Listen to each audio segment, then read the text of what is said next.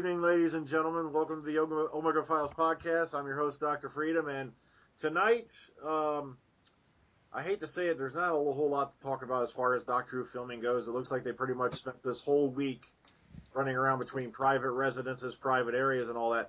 But there's been a lot of really, really strange articles in the media. See, people call you a Moffat basher if you criticize Moffat in any form, shape, or anything like that. I've been getting that a lot over the last couple of years.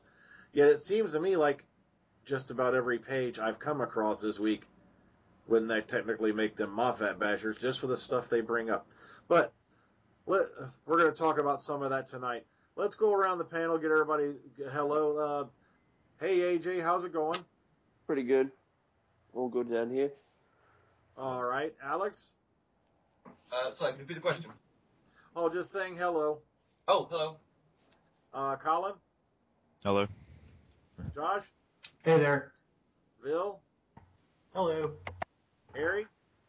Greetings and salutations, one and all. Okay, and joining us for the first time tonight is Saffron. And could you tell us, like, how long you've been a Doctor Who fan and, just a tiny bit about yourself? I've been a fan of Doctor Who since I was about 8 years old, and I'm 16 now, and that's thanks to my dad, Bill, introducing me to it around the time of the 9th Doctor. And I've pretty much been following it since then. Okay, so you started off with Eccleston then, and you've been following the new series. Yeah. Have you had a chance to take a look back at any of the old series stuff as yet? Yeah, I started watching some classic Who about last year, so I'm on the 4th Doctor.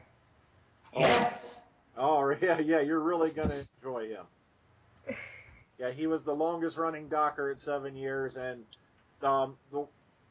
basically just about his entire era is filled with incredible storylines. You're going to really enjoy it. Okay, so first off on the docket, I was running through articles this week, and I stumbled onto this article about Moffat on plot hole criticisms. Now, we've been bringing that up a lot over the last couple of weeks, especially, with, the quote-unquote of the Doctor trilogy we got where we had Name of the Doctor, Day of the Doctor, and then Time of the Doctor. And it seemed, like there's plot holes big enough to run a frickin' Arrakis sandworm in the series lately. But I want to pass this quote to the panel and get their opinion on this, because this really made me scratch my head and go, I think we're in trouble. All right. Now, on the subject of plot holes, this is what he had to say, and this is right out of his mouth. Quote, I think people have come to think a plot hole is something which isn't explained on screen. A plot hole is actually something that can't be explained. Sometimes you expect the audience. Harry, what happened? Okay, I was hoping to bring it up and everything. Let you guys know I'm going to be in and out. Huh? Okay. Well, sometimes you expect the audience to put two and two together for themselves. For Sherlock, and indeed Doctor Who, I've always made the assumption that the audience is clever. Is it just me, or does it sound like he's, in the proverbial cat box trying to sweep his own crap underneath the litter? But let's go around. Let's ask everybody's opinion on that. AJ, what do you think he's saying here? I think he's sitting on his high horse, looking down at us mere mortals, going, if you can't figure it out for yourselves, too bad. Okay, yeah, that's kind of what I was getting out of this. Like, it's our fault that he can't write for some reason. Exactly. Okay, Alex, what did you make of this? I would say high horse is right.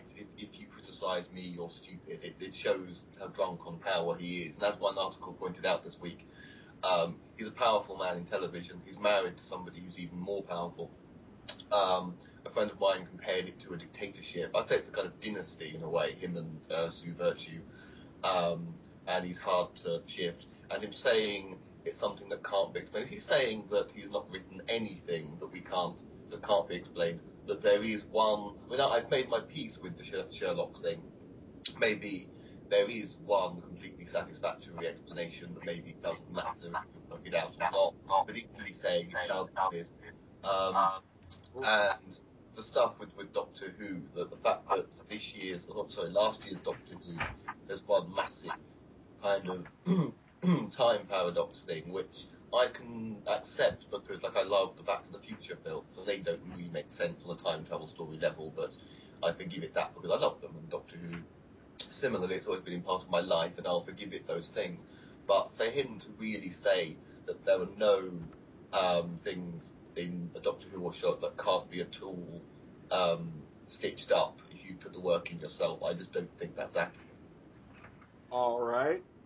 Collin, what do you think? Do you think Moffat's just kind of putting it off on the fans with that statement, or? I think he's just saying that so he doesn't have to fix his own mistakes. Okay. True. That's what I'm getting. That's the vibe I'm getting off of this. Like, it's your fault that you can't understand my brilliance. Yeah.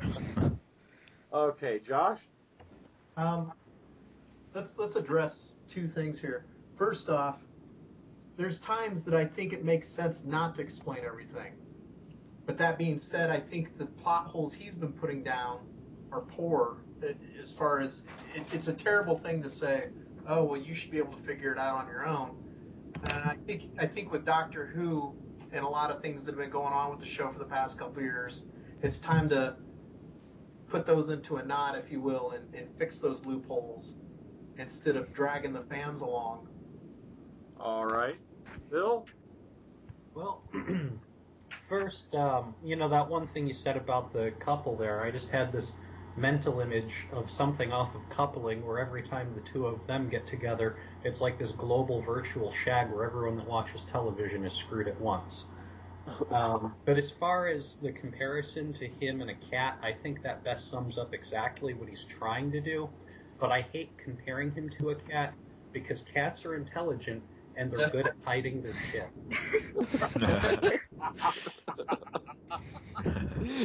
Very true. As a cat owner, I can attest to that. Okay, Harry. Harry, you with us? I think he had to go and help his friend. Okay, we'll skip over here. We'll come back to it later. Okay, Saffron, what do you think about that statement? I have to agree with Josh that there are certain moments in stories where it makes sense to leave something to the audience just for the sake of fun. Like, with the season finale of Sherlock in season 2, I thought it was okay that there wasn't much of an explanation. Everybody that was in that fandom was obsessed with trying to figure it out on their own, and it really got all the fans together, and it was just a fun experience. But with Doctor Who, I feel like there has always been an element of there being an explanation for something. And to suddenly take that away and be throwing impossible girls at us seems just... It's not something that Doctor Who has ever been about, and it's certainly not something that works with the show, and I think that Moffat just needs to get the stick out of his ass. True. Yeah, I am. I'm getting sick of the, fictional writers have a term called the Mary Sue. The female character, that can do anything and everything. And it just seems like, we've been bombarded by all of them lately. You have River Song, who's running back and forth in the Doctor's timeline. Then you got Clara, who's all over the Doctor's timeline. Then you got Amy Pond, who we can't kill her. She's just in fixed time. And, I ain't going to try to explain that again. Well, I just have to throw in one thing real quick there. These Mary Sues, they all have one thing that they can't do. They can't make Nitro 9. Very astute. Now, you see, that's what I loved about Ace. Ace wasn't a Mary Sue. That was just Ace being Ace. Yeah. Okay, which leads me to my next thing. Now, over What Culture, they had a very interesting article they had up called 10 Unfair Moffat Criticisms. And number 10, sure enough, he can only write female characters as flirty and feisty. And then they put the following example. Moffat writes the same female over and over again, sassy woman with some level of attraction to the main man. Thank you, Moffat, for teaching us that you can be successful by recycling the same ideas over and over again. Do you think that's a fair assessment or an unfair assessment? You really think that's an unfair criticism? Let's start with Saffron and go back the other way around this time. I think it's an absolutely fair criticism, at least with the most recent characters, with at least the Matt Smith storyline. I mean, I have to say that all the women that actually seem to be interesting and have stories outside of the Doctor were the best companions. Obviously, Rose Tyler is a favorite. Martha, Donna, these were all companions that didn't necessarily have an interest in the Doctor, and if they did, they either got past it with something about their character that made them lovable because they could do something that didn't involve the Doctor. With Amy Pond through and after her, they were around, and their existence revolved only around the Doctor. There really wasn't anything that made them lovable outside of his character. Oh, okay. All right. Harry, are you still with us, or are you still gone? Okay, we'll assume he's still gone. We'll come back to him later. All right, Vil, what do you think? Oh, I think it's spot on. His characters, when it comes to all of them, but this is especially true of the female characters, are coming out of a cookie cutter. It's just he's taking the same crap, he's changing the packaging, and of course the public are eating it up because that's the public. All right. Yeah, like I said earlier this year, after the success of, the alleged 50th anniversary special, and I stress alleged, to me it's like Moffat can sell kettle craft to cattle ranchers. It's like, or ice cubes to Eskimos. It's like, it's just weird. Okay, Josh, what do you think? Fair assessment or unfair? Sorta. The reason I say sorta is I don't think Amy Pond is exactly the same as Jenna-Louise Coleman's character, but they're very similar. Oh, that's the only thing I have to say about it. But other than that, it's pretty close. Harry, you may want to mute your mic. Is he doing construction? I know, it sounds like he's moving a body. Yeah. Harry, did you kill someone? And joining us back. Take notes. Okay, everybody, back from the sub-ether, back from beyond, and back from nowhere. Joining us is DoctorWhoMan. Hello, Morris. Evening, guys. How you going? How you been? Been fine, mate. Raring to go. Yeah, you need to talk a bit louder. We can barely hear you. Raring to go. Okay. Yeah, we were just on the subject of, they had an article up that said 10 unfair Moffat criticism. Oh my God, I'm going to have to edit this podcast. Can you say that again? I'm going to have to edit this podcast because we just got a half hour of Harry's household tips. So...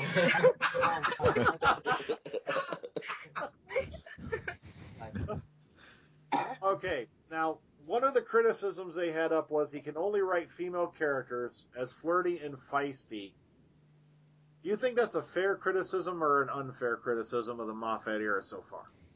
Well, what, you asking me, Freedom, or... Oh yeah. And oh, right, okay. Here we you go. have been warned. I don't really think he can, to be honest with you.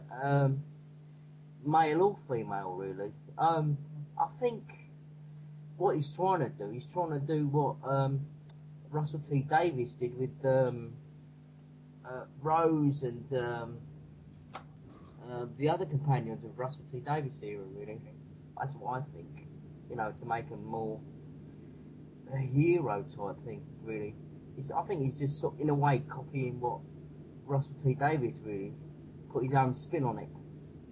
But I don't know if anybody else agrees with me on that. Okay. And let's see, we already got Josh, right? And I was about to go on to Collin. All right, Collin, what do you think of Moffat's writing of female characters? Do you think they're stereotypical, feisty, or, just flirty, or you think that's an unfair criticism of his characters, female characters? I think it's fair, yeah. I can see it. I didn't really notice it until you brought it up, but yeah. Okay, so yeah, it's kind of weird. We've opened your eye. Yeah. All right, Alex, what do you think? Right.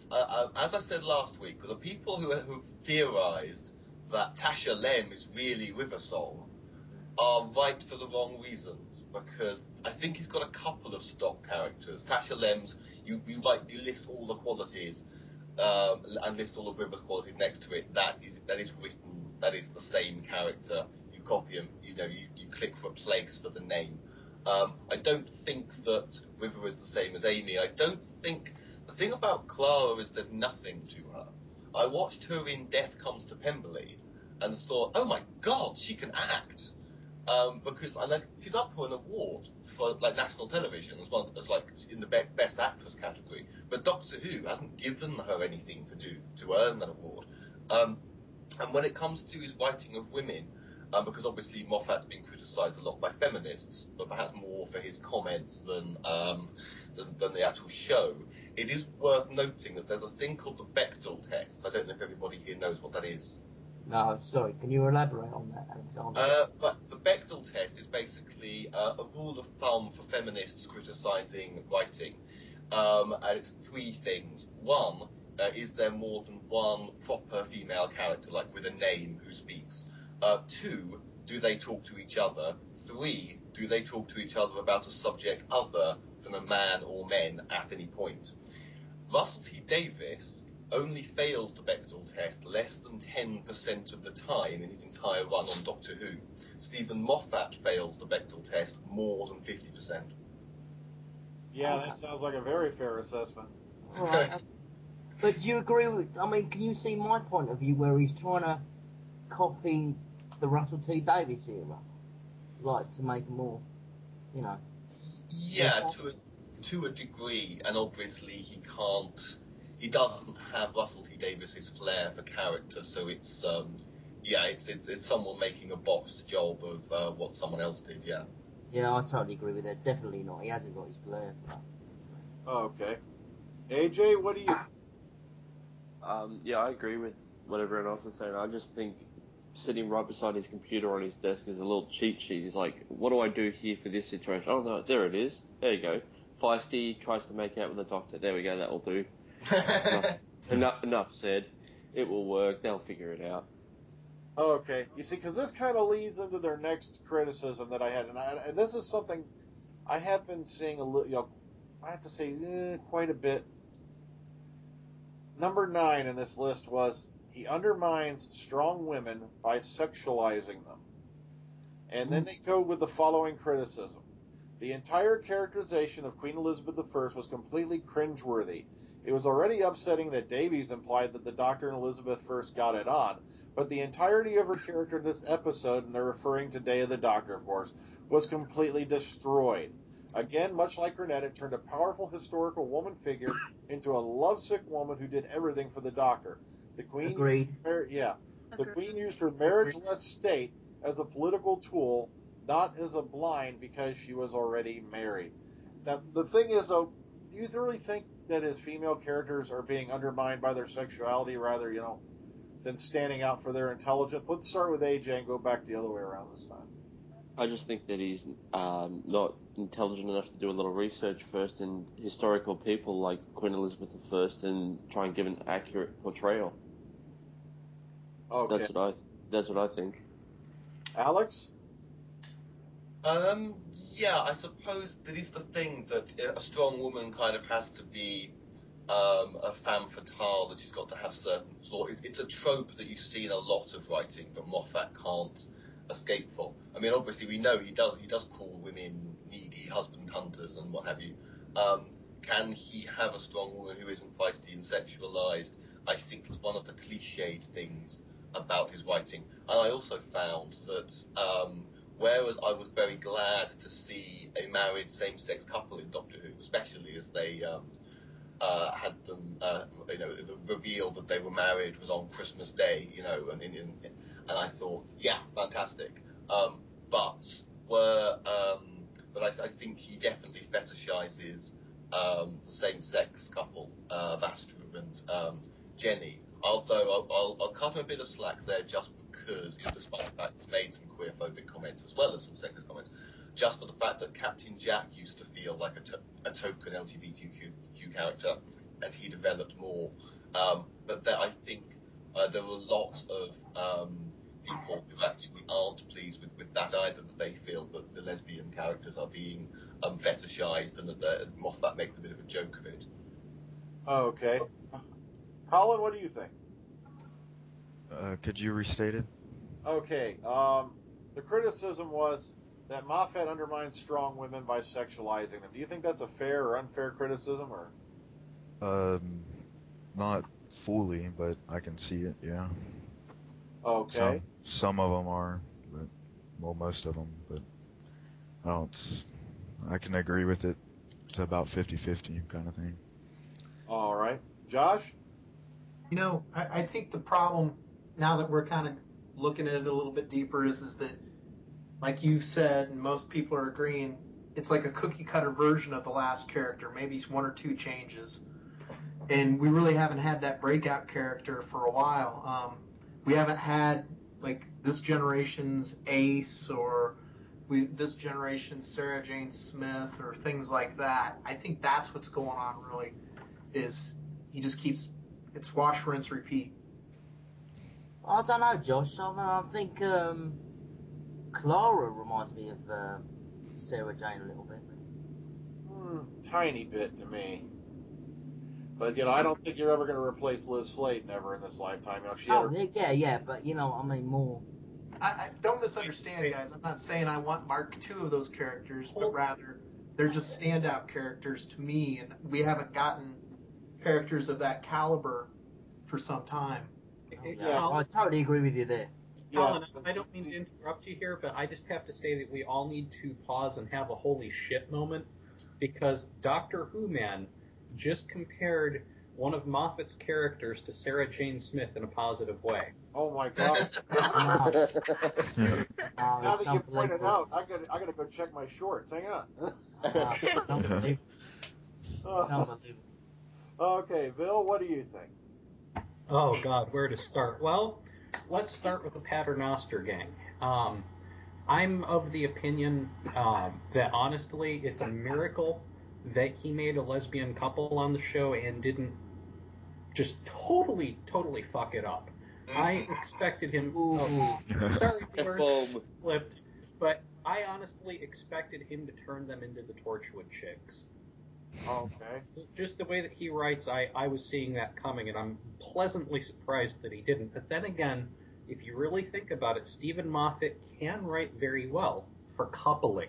The problem is that I think that the element that he's lacking on Doctor Who right now, the way that he writes, is Jeff Murdoch. Okay. And I'm going to assume Harry's still busy. Let's jump to Saffron. Saffron, what do you think? Do you think he's undermining, the female character's intelligence, by sexualizing them, or what's your opinion on the matter? Previous statements. I think that, obviously, little and watching Doctor Who, I had a leaning towards the female characters because, I'm a Claire girl. Woo. And looking at them, like with Rose, Tyler, and Donna, I was able to connect with that. But sorry, Saffron, can you say that again? You've been cutting out for a while. You cut out. Could you repeat that? Oh, yeah. Okay. But, as I look at all the older Rose, Tyler, and Donna, older companions from Classic Who, there seemed to be something more related, and I feel like the female characters were really something that female fans of the show could cling to because they were very empowering. With the coming of Amy, especially River Song, was it definitely a strong opportunity for there to be a relatable female character who was and strong and encouraged to girls watch the show, since it has gotten more of a female following now, and that it was really messed up once they started to have a sexual attraction and become sexual objects. Doctor, I loved River Song, but I cringed every time the character became nothing but the wife of the Doctor. Okay, yeah, I can agree with that. Yeah, I see that. Okay, what do you think, Mo? What do I think? Oh, God. Well, I suppose, I think, especially Donna Noble, I think she's been given too much power as an assistant, which I don't really like. She seems to be more powerful than the Doctor, really, and it looks like she reminds me of sort of like River Song Mark II, which I don't like. So, you know, but I mean, I don't mean that the women should be like the screaming girls of old, which, you know, a lot of probably the women of today would probably disagree, you know, say, oh yeah, but, you know, it's just, I don't think they should be as powerful as the Doctor, if you know what I mean. Oh, okay. No, certainly not powerful as the Doctor, because, I mean, dear God, he's a Time Lord. But there's always been something that the Doctor looked for in a companion, and that level of humanity. And there was always something a companion could do that he couldn't. Not to say they could do everything, and that's what pisses me off about Sarah, is that she can do everything. But there was just a certain aspect to the companion that really made the Doctor look into himself, and it really had his own character development, and that's what I think is lacking in the companions now. Yeah, but what I'm saying to you is now, I mean, you look at Donna and River Song, right? Mhm. They look like, power-wise, they're more the same level, or even, dare I say it, even more powerful than the Doctor, it seems to me. And I don't think that should ever happen, really, in the current series of Doctor Who, really. Hmm. No? Okay. I see where you're coming from. All right. Now, this next one is something that our British fans are going to, have a definite opinion on. But also, I think, the American fans will too. Because, as you all know, this last season, they got away from two-parters. They were trying to make, like movie adventure of each episode. You came out with the fancy posters and everything. Number 8 was, he's Americanized the show too much. And then they had the following criticism quoted. Also, why don't we make every episode of the next season like an American movie blockbuster? Because if there's one thing everybody loves, it's a lame takeoff of Die Hard. So, let's start with Mo. Mo, do you think that he's Americanized the show too much? Yeah, to a degree. But also, well, at least with some American shows, you get a storyline, a decent beginning and an end, But with Steven Moffat, you don't. I mean, take the Christmas special. Where was the storyline to this year's Christmas special? There was no storyline at all. It was like nostalgic Steven Moffat. This is your life of the 11th Doctor, and enjoy it. No storyline. You had great potential with the Cybermen coming out of their tombs. Kind of reminds you of the classic 1967 Tomb of the Cybermen and the Daleks again. But you had nothing of that. It was just overindulged. So, yeah, we could, but I think, in a way, it's more insulting to the American audience if you think like that. So, I just think it's lazy writing again.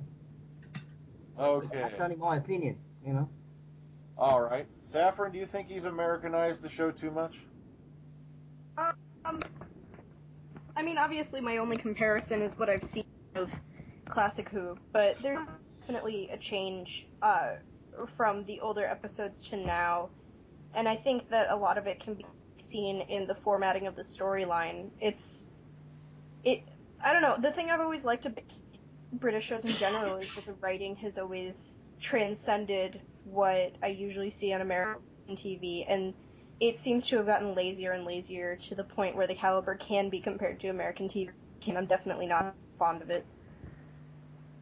Okay.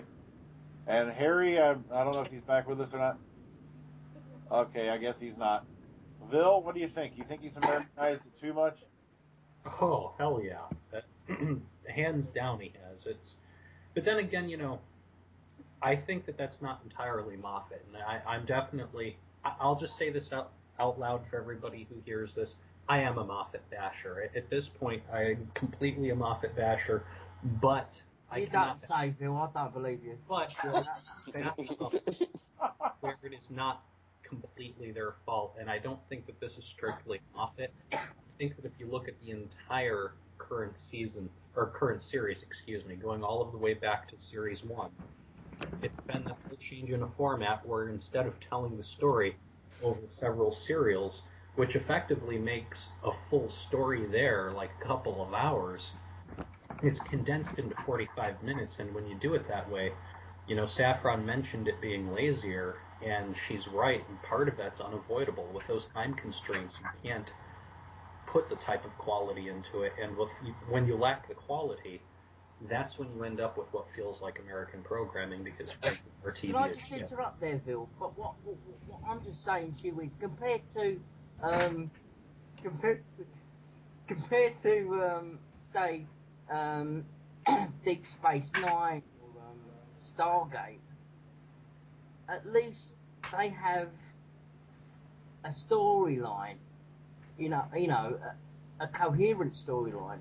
As the seasons have gone on with Moffat, it sort of depends, you know. Everything's going to be all right in the end, and you know, forget about the storyline, forget about the basic story. Just everything's going to be all right, you know. Nostalgic. This is what I mean. Yeah, but see, we're not really disagreeing, but we're really talking about two separate things. You're talking about the decline in writing, which I think everybody here will agree that Moffat's writing has been crap. But as far as the feel of it being Americanized, I think that it being Americanized is a result of the whole 42-minute format that they've got now, because you can't tell a good story to the same caliber that they used to be able to do. And it doesn't feel like when you watch a lot of British television, it always seemed like it was really good. Like Saffron was saying, it had more depth to it. Whereas American TV is empty. And with this format that they're doing, Doctor Who just doesn't hold a light to classic Doctor Who for that reason. Okay, forgive me, Bill. I disagree with that statement, Bill, about American TV being completely empty. There's still good shows here. Yeah. I mean, for instance, can I just get back at Bill there, if you don't mind, Freedom? Go ahead. Like, for instance, if you say, compared to the British TV shows that you've watched, give me one example at least. Okay, well, outside of Doctor Who, I mean, go back and watch Blackadder, watch Monty Python. I watch mostly comedy, if you can't tell. Yeah. But even watching any of the shows that I've seen, and we could go, again, more comedy, things like Keeping Up Appearances and whatnot, I'm seeing a quality in programming that we don't get here. Yeah, but you're talking about TV shows that are 30 years and more even so. So believe me, British TV shows don't exist in that quality anymore. I understand that, but there is a point where I was coming with that. No. The shows over there now are not of the same caliber. And I object on one point. And when you get right down to it, I think that it's an overall thing of laziness, and that's why it's reflecting American television, is because over here they've been very lazy with it. And I think it's just a trend that has unfortunately swept up Doctor Who. And I can't lay that one at Moffat's feet. I can lay crappy writing at his feet. I do have to object on one point. There is one British show that had great character development and whatnot, and guess what? They canceled it. And that was Ripper Street. Okay. But really, Yeah. needs to be Hang on a second. And the idea about the dryer softeners, well, and you know, like I said, Now I got to edit this podcast. Had stains and buttons missing. Oh god. If you edit this podcast, nobody is going to know why we're mysteriously laughing. Don't forget to take the lint out of the lint trap. Don't forget to put a dryer sheet in there too, Harry. Hey, Collin. Yeah? I love your profile, by the way. No, thanks.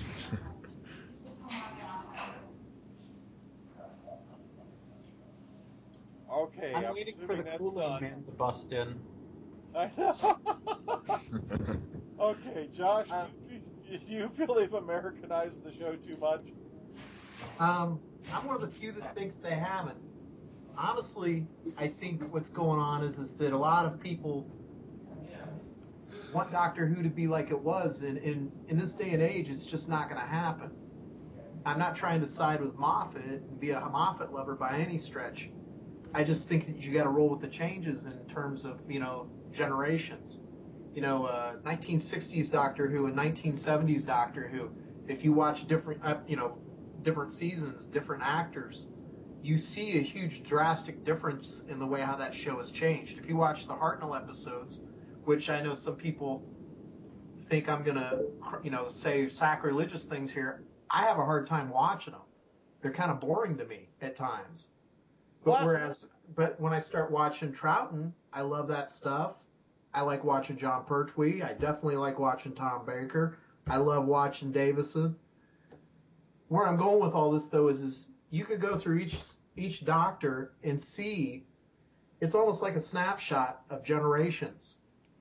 Yeah, I know what you mean. I think I know what you mean there. And in terms of where it's going, I think they've tightened up stories to where they're, close to an hour long, which has been kind of cool. But the flip side to it is I sometimes crave like a 2-part or a 3-part story. I don't mind a season-long story that interconnects as long as it's good. Josh, can I just ask you a question? Sure. Do you think, maybe you're the wrong person to ask it, do you think that today, young people of today have got patience to watch a 3-parter or even a 4-parter? I think they do, because you've got other shows they watch that aren't science fiction related that interconnect. You and I have discussed how I watch Sons of Anarchy. Yeah. And that show is always a story arc. It isn't just, one episode and then we're on to the next thing going on in their lives. Same with Breaking Bad. There's a lot of good, smart television in America still. I'm not saying everything is brilliant, but I think that yes, I would like to see a season-long story arc come back again, but only if it's going to be good. I'd like to see a 2-part story, maybe even a 3-part story, only if it's good. Okay. All right.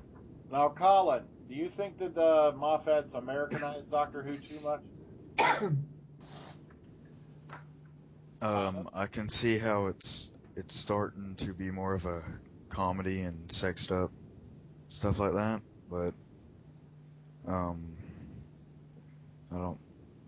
guess so. It's lazy and more of some of his episodes are becoming more of a comedy and stuff, which is, I guess, more towards American film. Yeah. So what would you like to see, Collin, from Moffat, if you had the reins? A quick example. Well, I mean, I like the funny stuff, but I think he gets carried away with it and stuff. Okay. Yeah, it does. That's really one thing I hope that Doctor Who doesn't turn into is what they did to Battlestar Galactica. Oh.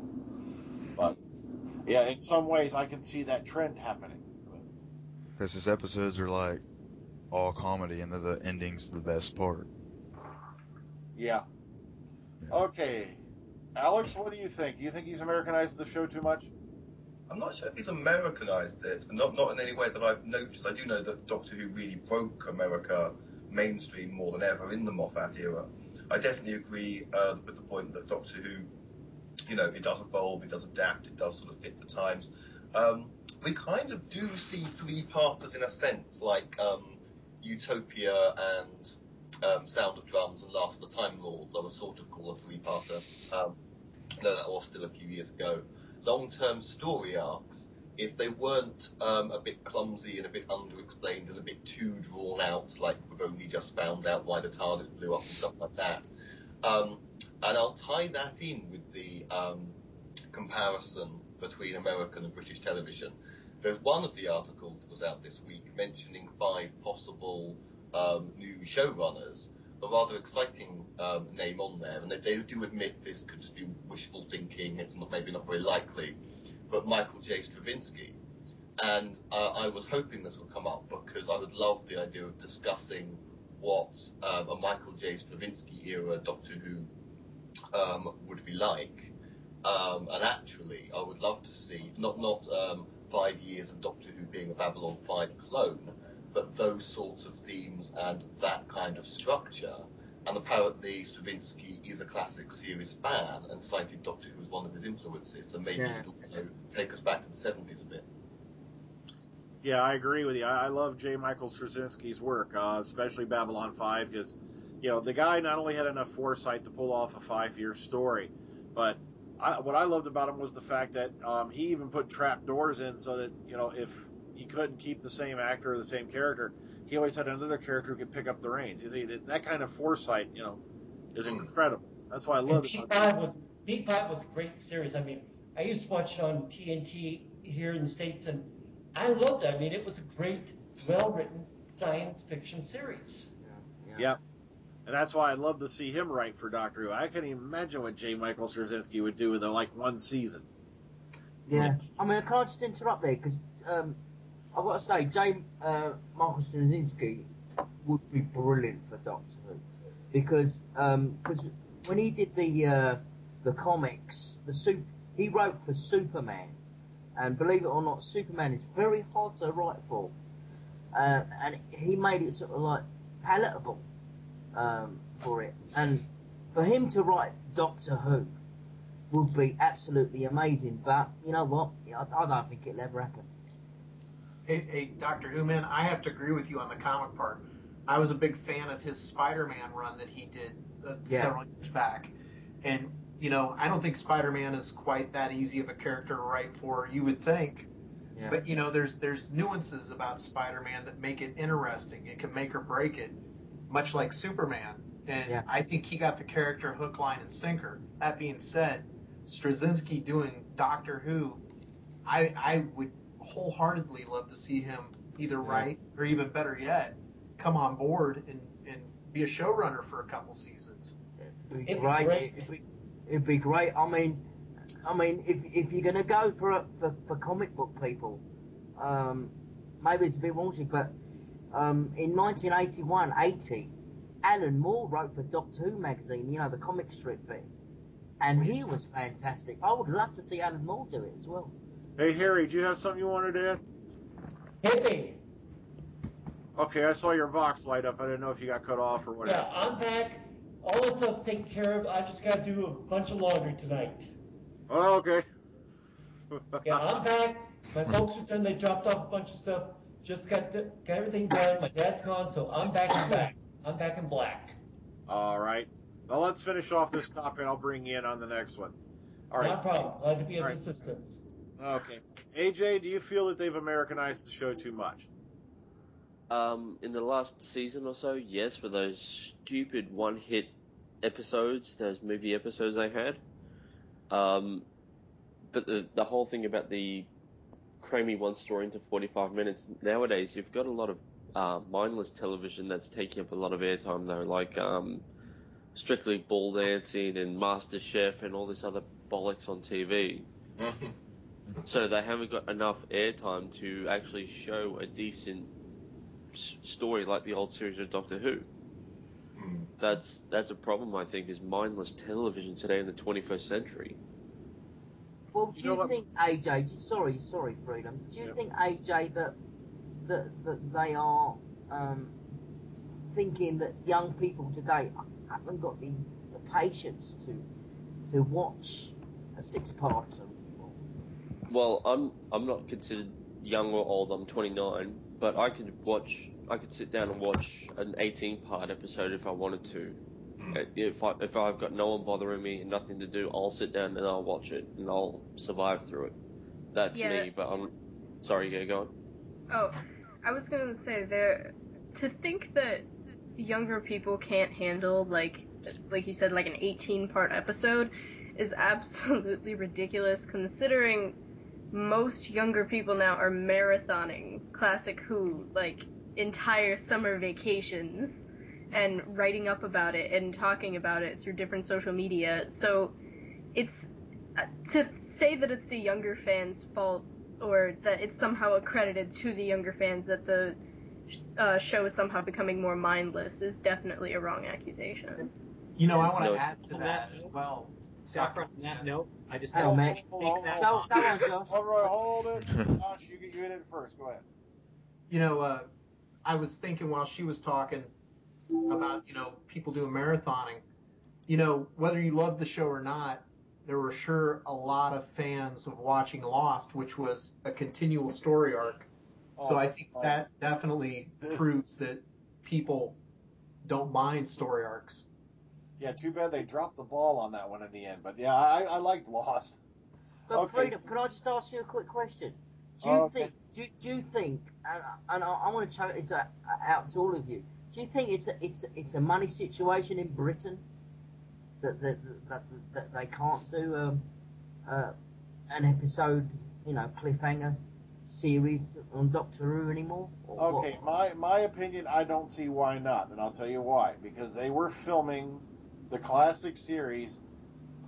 They probably weren't even getting the amount to film like an entire serial, say in the Tom Baker era.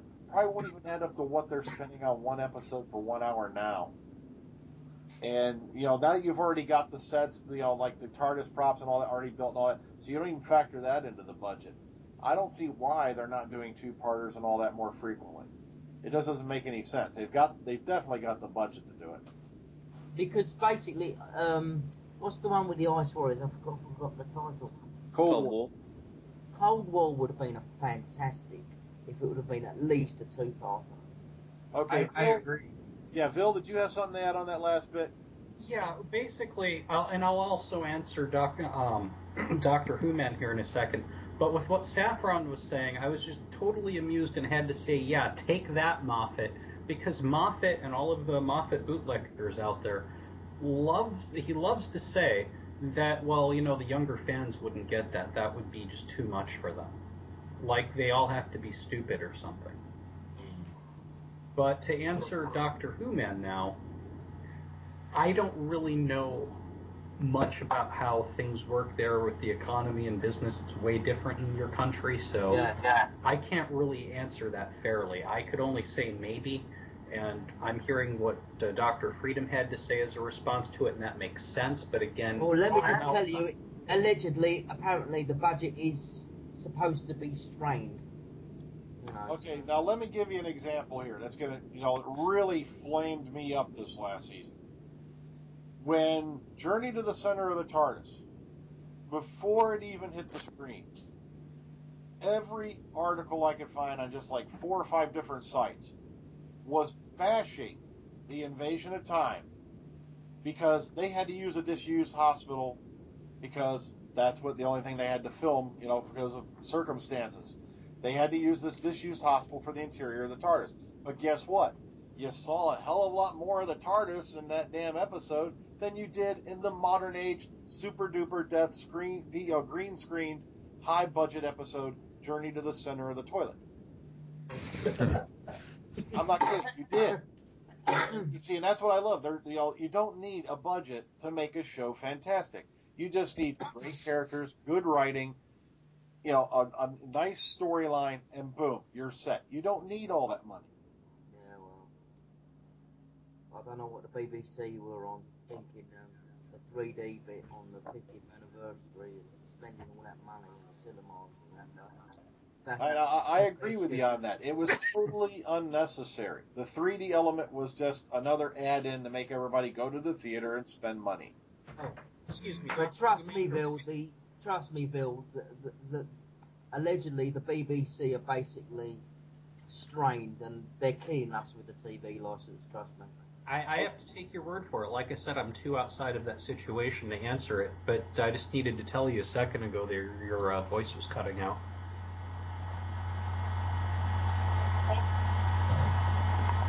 Don't allow to come in. It sounds like Ville's being beamed up. Okay. Yeah.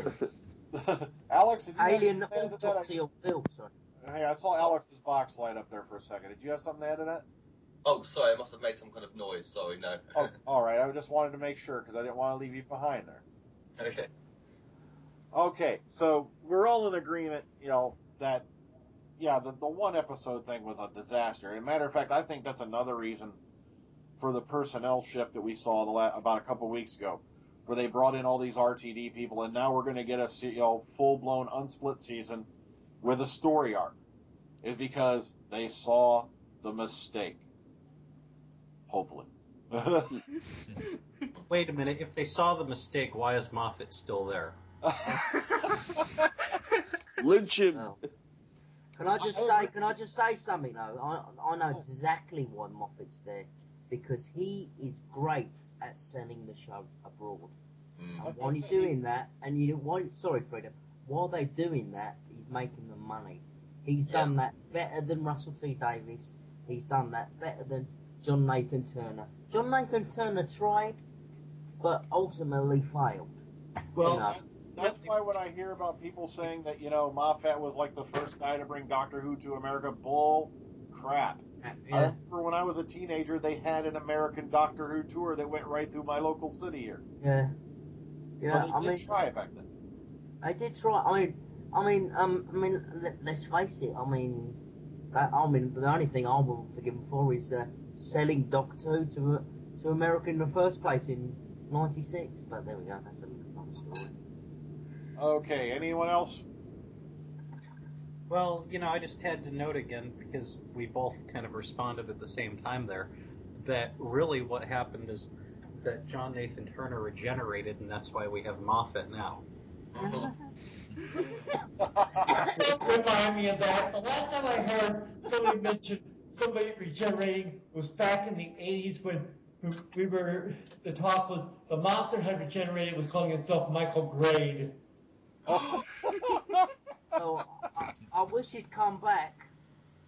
Oh, Mo, come on. What are you talking about? It's true. Oh, come on. As much as we don't like it, we gotta have to appreciate the fact that the show is there. The show is there, but, And it's not... So's excrement, but, It's not all bad. Are you sure? Come on. I have to defend the fact that it's not all bad. Sure, there's... It's not all bad. They've cast a great actor in Peter Capaldi. Why do I suddenly hear Mary Poppins singing A Spoonful of Shit? But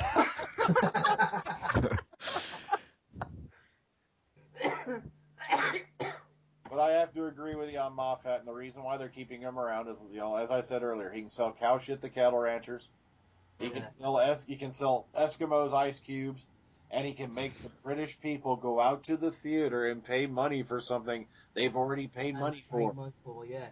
But that's why, you can criticise Moffat for what he's done for the 50 years, whatever, not casting any classic doctors or whatever, blah, blah, blah.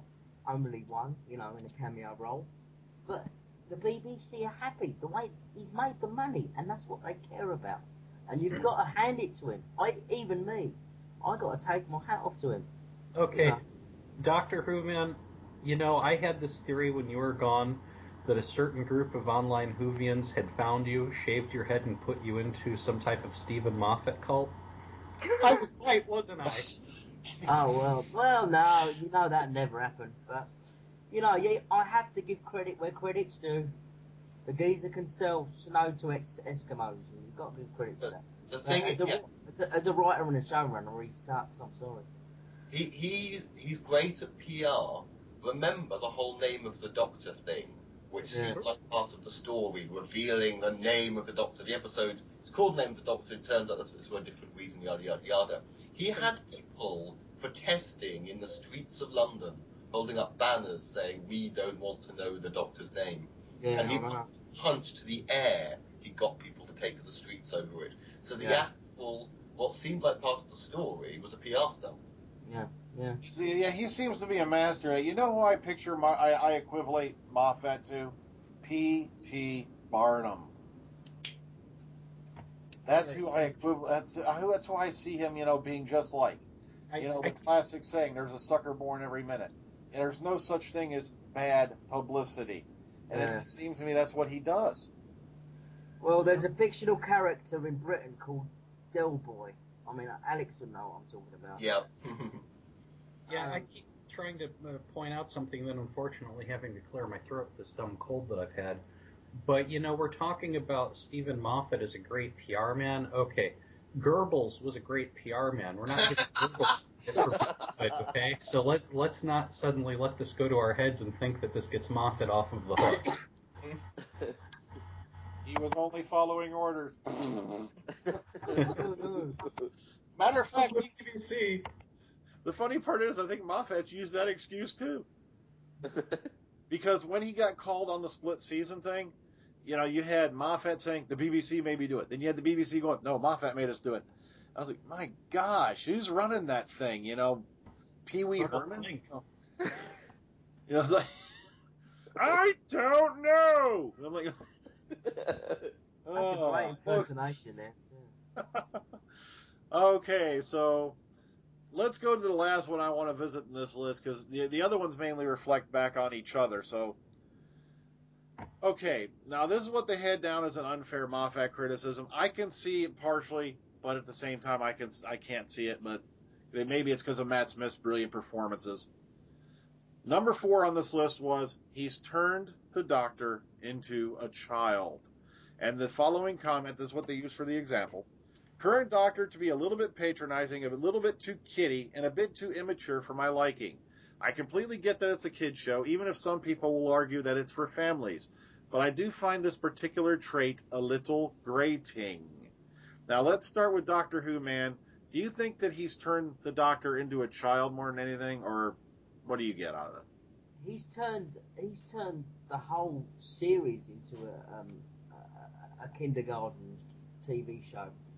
Not only just the Doctor. He's turned the whole series. I mean, he's made Strax a nice guy. Don't say it. Yeah, I'm not gonna say the famous Dalek. But he's made the enemies nice guys. He hasn't got any enemies to fight anymore, and nobody dies. He's made the whole thing a complete cartoon. Sorry, that's how I feel. I can see that, because first we had Strax, the defective Suntar, and then you had Handles, the happy cyber. The happy cyber. And I'll tell you what, right?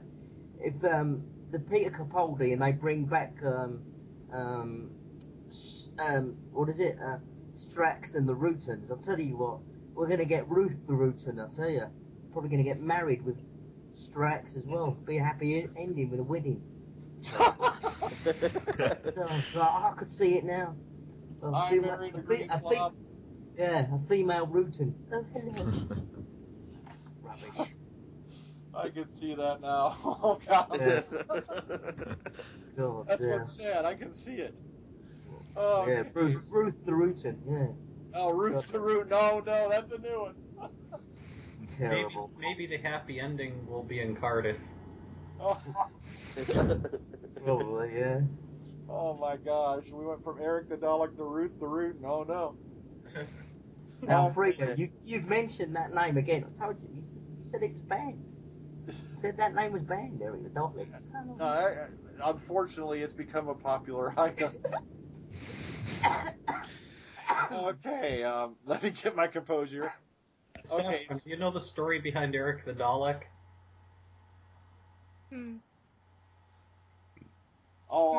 Doctor Who Man brought it up that, the Doctor's making too many enemies, and the friend, he goes, what's going to be next? Eric the Dalek, and that's how that started. Yes, I could be accused of that. Sorry, guys. Sorry. Well, it is your fault, man. Sorry, man. Sorry. Okay, Saffron. Poor old Wolfgang believed it. There we go. Okay. Yeah, Saffron, do you feel that Moffat's turned the Doctor into a child? I think that other elements of the show have turned really childish, but I personally don't think the Doctor himself has turned into a child. Doctor Who has always had its moments where it's been either very comedic or just fun for kids, which is understandable because it is a family kid show. But Matt Smith definitely portrayed a part of the Doctor that, he was a very, flamboyant, happy, person to an extent, but there was also, a period of brooding and definitely a darker side to the Doctor, and I don't know if that could be accredited to Matt Smith himself or Moffat, but, it's definitely, the show definitely had its points where it was very serious. This past season, basically since Clara came, I don't think it's had that, and I think it has gotten kind of childish, but, when Amy was still around, I know that I've probably cried watching that show a good uncountable number of times. So, Saffron, could you give me an example? Because I can't remember. An example from Amy's period? Amy's, yeah, that made you cry. When we thought the Doctor was going to die when his timeline got messed up, and he faked his own death. I remember during that time when it was still very dramatic, I was crying like a baby. This might be because I'm very sensitive to TV shows. I don't know. But, or when Amy and Rory, quote unquote, died or got caught in a fixed timeline, I think that definitely messed me up. But didn't it annoy you that they didn't die and they should have done? Oh, certainly.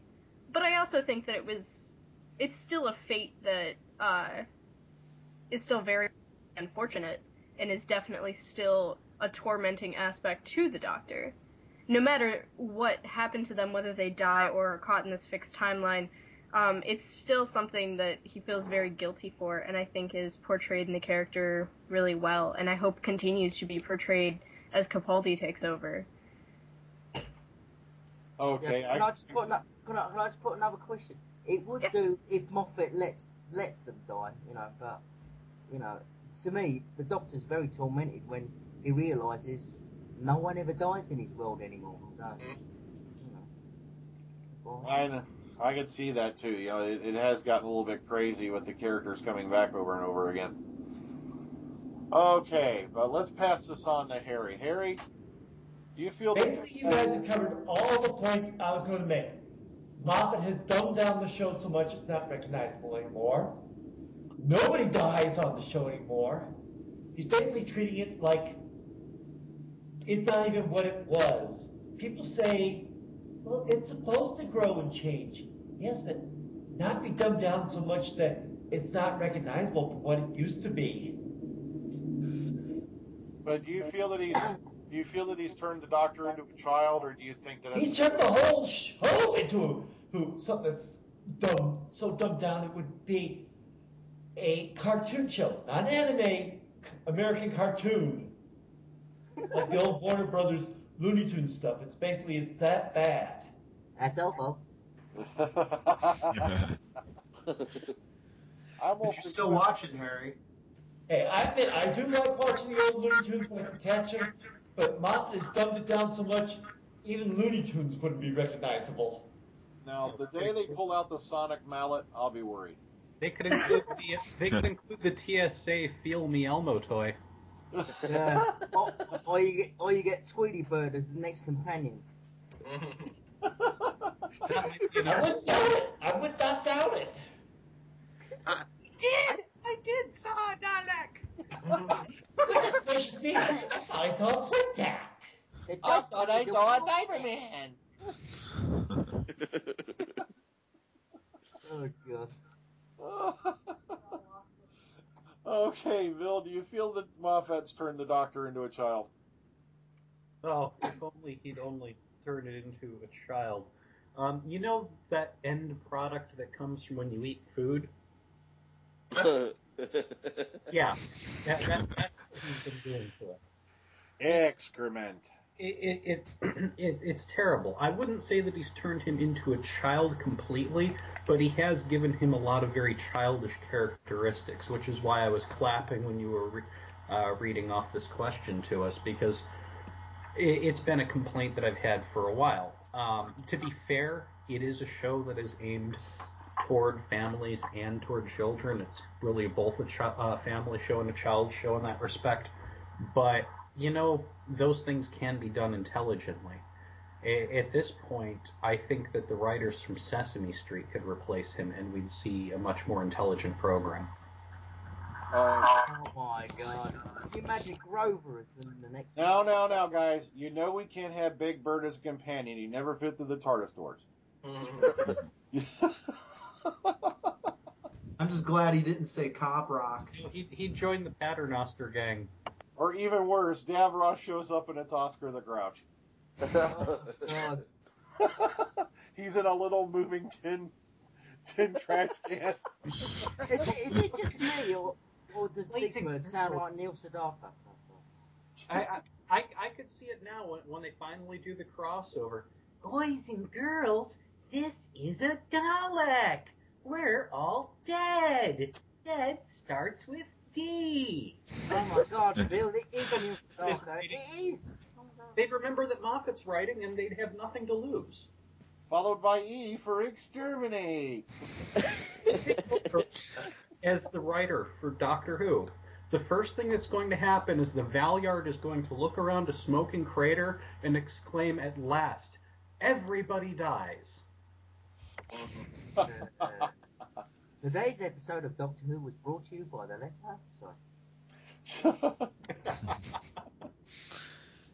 By the Children's Broadcasting Network. All right. Okay, Josh, what do you think? Do you think that Moffat's made the Doctor too much of a child? I think it's gone back as far as after Christopher Eccleston left.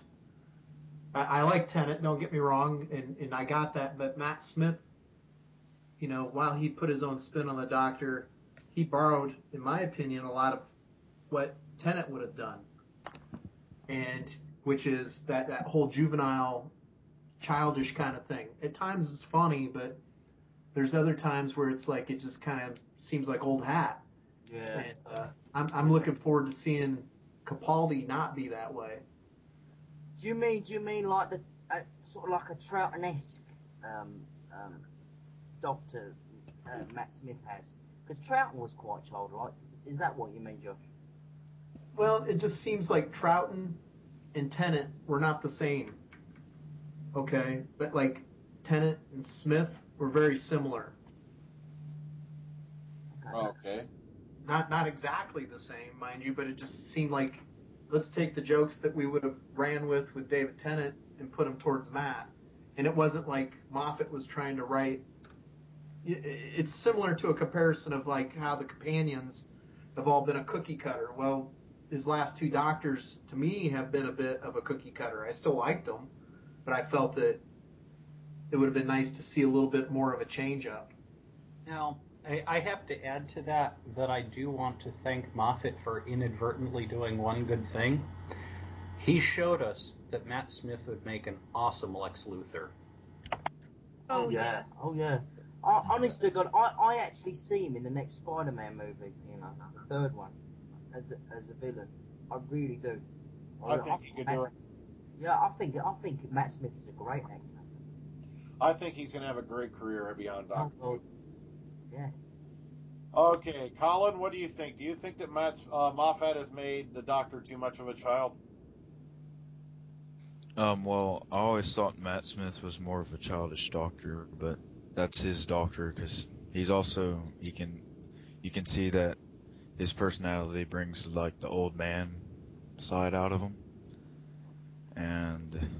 but yeah, the show has also become very childish, and I guess he's just thinking there's no point of being grown up if you can't be childish sometimes. And good quote. Yeah. I was hoping that would show up in the 50th when they were like, what makes you so ashamed of being a grown-up? Well, they could have said that. The 50th would have to have shown up first. We got the 8th. Yeah. Okay, Alex, do you think that Moffat has made the Doctor too much of a child? Yes and no, because I think Moffat could play. I think that Matt Smith could play it so that he could seem ancient 1 minute and seem very childish the next. I think there was an element of children's entertainment in there. The show being more childish, I guess it is. This almost makes me think of I don't know if you've all seen the YouTube video, but there's a 4-year-old's reaction to Time of the Doctor, where she's crying, and sort of like, I miss the bow tie, Doctor, I love the bow tie, Doctor. And I can kind of see why a 4-year-old Whovian would be really, like heartbroken to see Matt Smith go, which isn't necessarily a bad thing. I mean, we all watched Doctor Who, well, I watched Doctor Who as young as before, but at the same time, you sort of wonder, because wasn't Matt Smith brought in when they'd offered it to Idris Elba and he turned it down? No, Idris Elba, who has just played Nelson Mandela in Long Walk to Freedom. And I just don't think there would have been, if he'd said yes, there wouldn't have been 4 years of him prancing around talking about fezzes being cool. And I'm thinking that with Capaldi, we'll be getting more like we would have got from Idris Elba. So in a way, I kind of think, Well, I hope not, because I want him to stay more than one season. Well, yeah.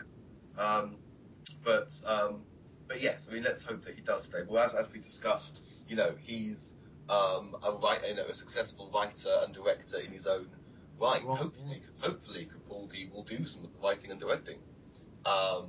Hey, make him showrunner. I think a man like Capaldi, he's not someone you can bully. He's not someone you can mess with. He's experienced. He can walk when he wants to, and he's an award-winning actor, writer, and director. He can take a bad script from Steven Moffat and whack him on the head with it. Do better, or I'm going to go. And so I kind of think, whether love or hate the past 3 or 4 years, they obviously want to do, whether Moffat is staying or not, they obviously do want to do something different. So I'm looking forward to the scary Doctor that we got 30 seconds of at the end. All right. Alexander, are you dare to suggest that there could be a mutiny in the future? I made a joke about there are now going to be 2 Glaswegians on the set of the TARDIS. I'm imagining, stitch this, Jimmy, and broken glass. And my friend said that he hopes that when Moffat's fucking around, that Capaldi gives Moffat the Malcolm Tucker treatment. Because let's not forget, Alex, Capaldi's Academy Award winner. Yeah. For a short play or a short film he did. Mm. Yeah. I was actually very surprised that the fan following of the younger generation has actually been really fond of Capaldi. There have been a lot of jokes about how he's going to portray the Doctor, that they want him to be a grumpy old man who's like, Clara, this adventure isn't adventure-y enough, and just complain a lot. But I think that he's definitely going to make the script better. I've seen his work outside of what he's going to do in Doctor Who, and he's very impressive. I'm really excited for when he is. He's huge. But I'll tell you what, Saffron, there's a lot of, I think, misconception about Capaldi. A lot of people see him as a Hartnell character, which I don't think he might not be that, actually. He might not be as grumpy or crotchety as Hartnell. You never know. But, yeah. Go on, Alex. Oh, it's been implied, strongly implied by him himself, that he'll have at least a fatally Hartnell type costume. But when he was first cast, I was getting more of a Pertwee / Tom Baker vibe. Oh, he has said that about the costume, then. He's tweeted. Yeah. Okay. Yeah, he has hinted at it with a quote. Oh, heck, now I can't think of it off the top of my head. It was something he tweeted about his costume a while back. I'll have to look it up. I'll get it to you. He said the line when he dropped off Susan. That's right, yeah. That's what it was. Okay, yeah, I couldn't remember it off the top of my head. But... Okay, and lastly, for this particular subject, AJ, do you feel that Moffat's made the Doctor too much of a child? The way he's written Matt's Doctor, yes. I know Matt wanted to portray it like a Troughton-esque Doctor. Because I've seen Enemy of the World, and we see Troughton's Doctor come flying out of the TARDIS when he's on the beach, and he strips down and goes into the water, screaming at, grab the buckets and the spades. But yeah, I think it is Moffat's fault in a way for Matt's Doctor being a lot childlike. I can just imagine he's written, the Doctor sucking on a lollipop, trying to stop the Daleks or something. That's Telly Savalas. Who loves baby? But yeah, that's how I see it. Yeah, okay.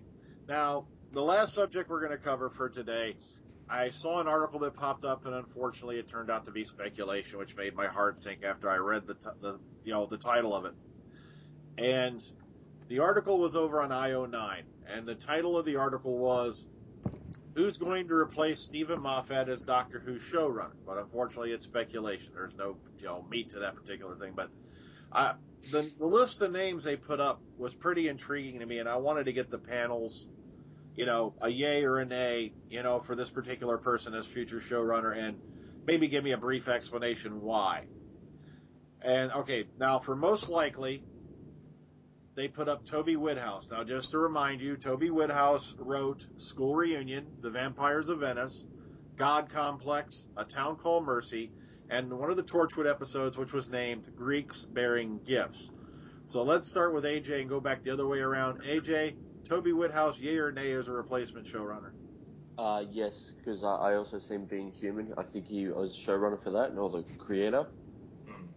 And that was. Sorry? Yeah, you're right, yeah. Yeah, that was a really good series, that was. So, yes, that's a yes from me. All right. Next up, Alexander, yay or nay for Toby Whithouse? I'd say that list is a bit checkered. I did like the God Complex. Greeks Bearing Gifts was an awful Torchwood episode, I thought. But, I don't know, because compared with some of the other people on the list, I might prefer... Maybe not Neil Cross, he's only done 2, and one of them was Rings of... Yeah. But as I said, I was excited by... I know his number 5, and they didn't like it. I was excited at the idea of Stravinsky. But actually, on the strength of being human, although I've only seen the first 3 seasons, I would say, yeah, that could work. And let me say this on the record, being an American, British being human, hell yes. American one, hell no. Oh, is it really that bad, is it? I just couldn't get into it. I tried. I really tried. Didn't make it past like 2 episodes. Hey, WHOMAN, you're talking about Americans doing an English show. Does this need to be asked? I really tried, and I just couldn't get past like the first 1 or 2 episodes. Whereas being human, I think I've made it all the way up. I got to watch the rest of it. I'm somewhere well past season 3. I think I'm well into season 4. I've been watching it on Netflix. Okay. Collin, Toby Whithouse, yay or nay as a future showrunner? I'll say yes. The ones I've seen, it was pretty good, yeah. All right. Josh? No. No? Any particular reason? I like being human okay. I like Toby writing episodes every now and then, but I don't think he's got the chops for it. All right. Bill? Well, I belong to a club called ABM. Anybody but Moffat.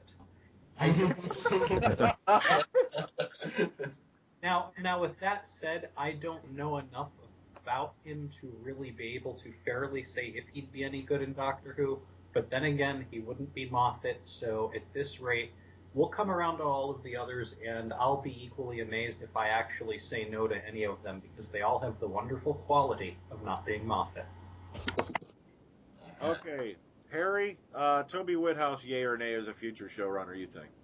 I'm going to have to go for no. Reason being, we've had writers who've taken over as producers before, and it hasn't worked.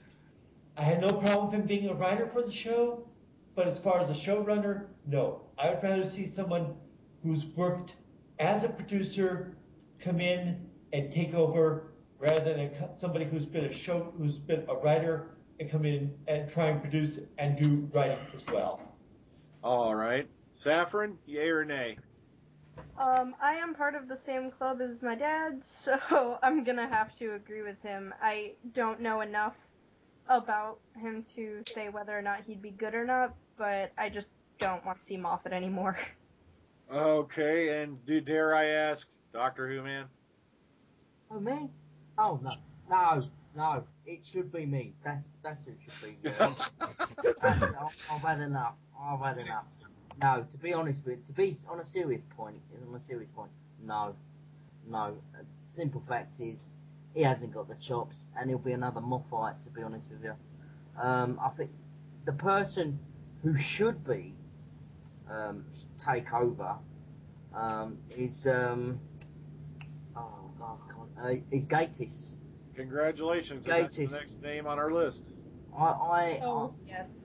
I think Gatiss should, because he understands the show, and I've met him in a few times, and we've talked about apart from Doctor Who, horror. He's a great horror fan, you know, especially a 30s horror fan, and he understands what good writing is, good scripts, good production, and I think if given the chance, he could be, dare I say it, what Philip Hinchcliffe was, because what I think Philip Hinchcliffe had a great in his repertoire was, you could see he was a great horror fan as well. Like, for instance, the Talons of Wing Chai Yang, Victorian London, Jack the Ripper. You know, to do that in a Doctor Who show. Do you understand what I'm saying? Things like that. Yeah. Carry on, Alex. What was you going to say? Oh, yeah, you can see elements of that in the Crimson Horror, which was one of the episodes last year that I actually liked. Yeah. Yeah. But that's only if the BBC, you know, let him loose a little bit. And also, failing that,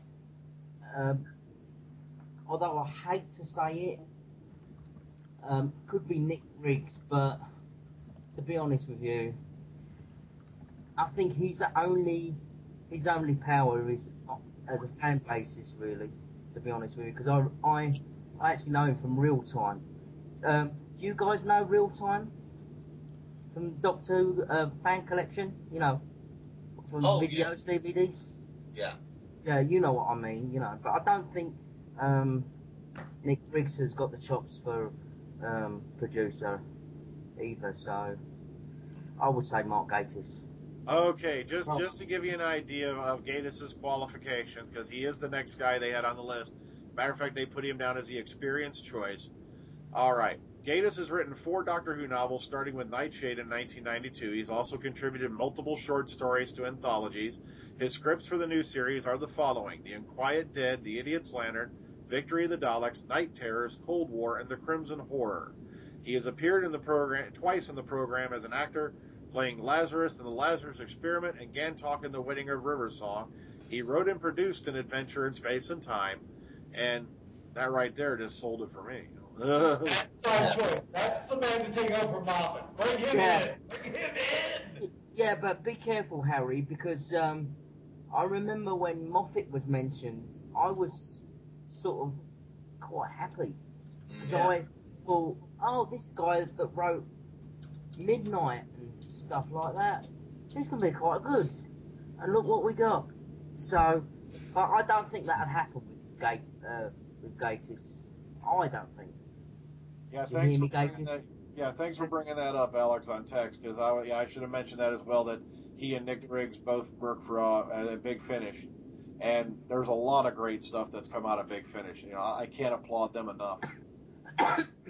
Okay, so I don't have to barely ask Saffron here. Yeah, yay or nay, Mark Gatiss? Yay. Okay.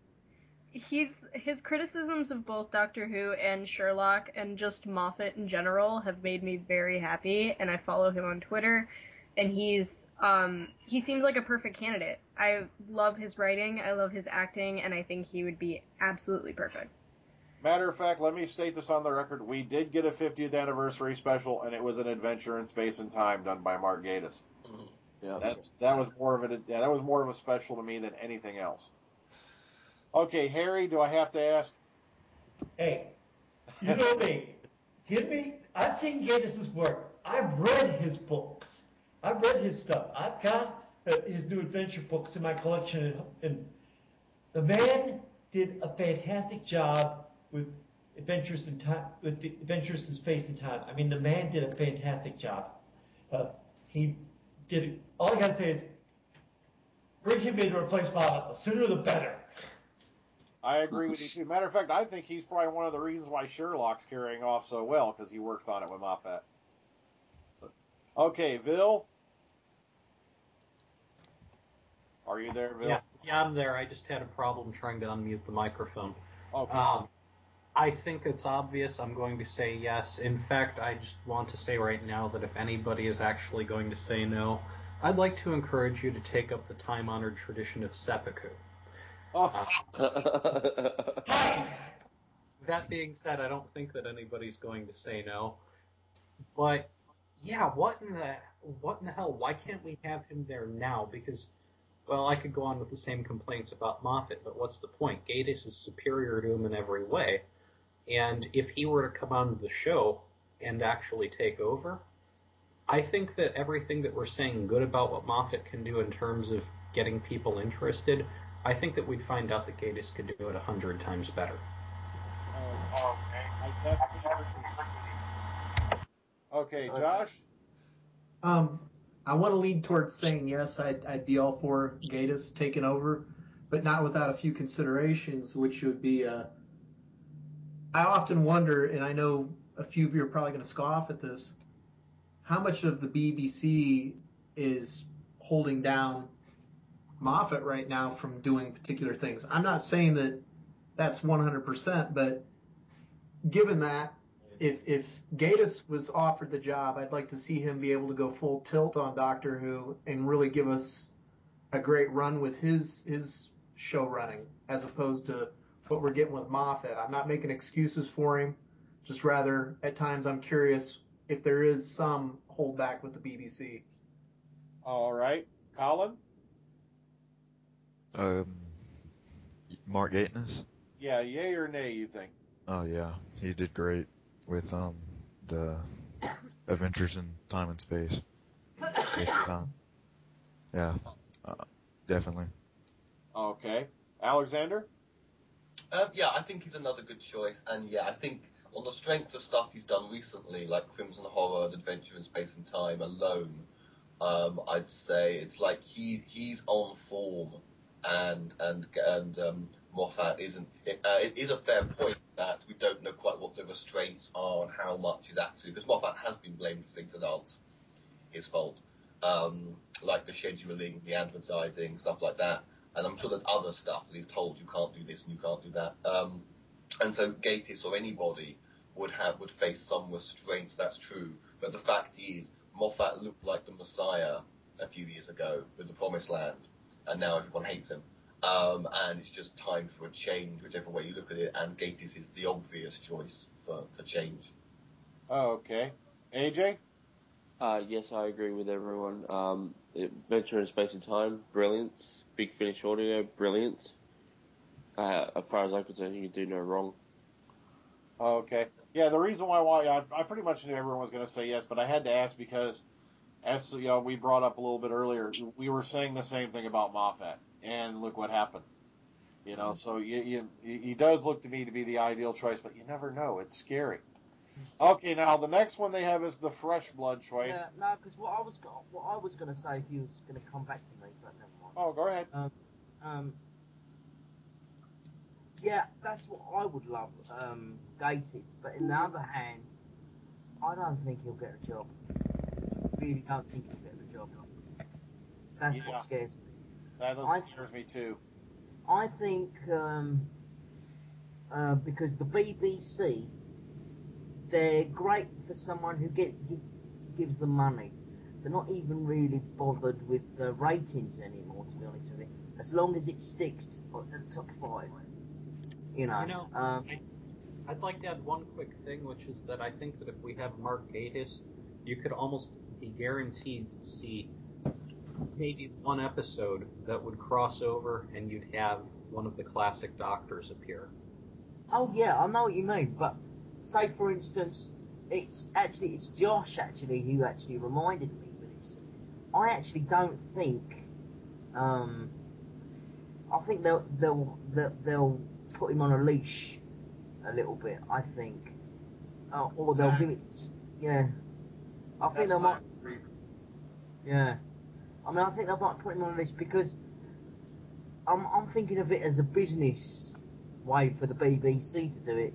I mean, because the way he sold the show and he's making the money.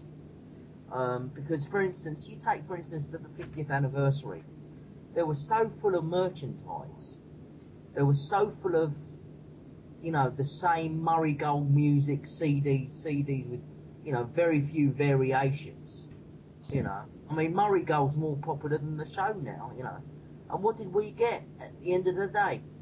You know, one 50th anniversary and an invention of space of time, and that's your 50th. You know, but then again, at the end of the day, the BBC are very happy with him.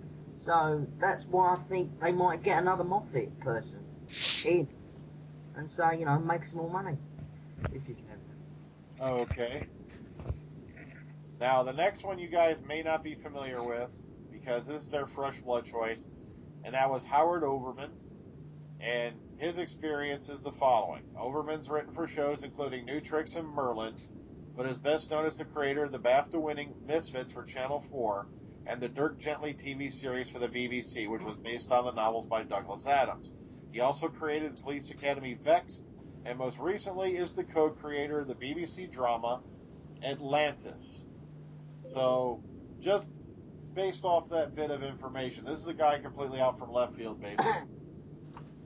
AJ, do you if it came down to Howard Overman running it, yay or nay? Probably a fresh perspective from someone outside of the Who universe. Yeah, it could work. I haven't seen any of the things you've mentioned as of yet, but yeah, fresh person, fresh face. Yeah. Okay, Alexander. I would say actually I didn't know all this. I mean, Misfits, from what I've seen, I liked.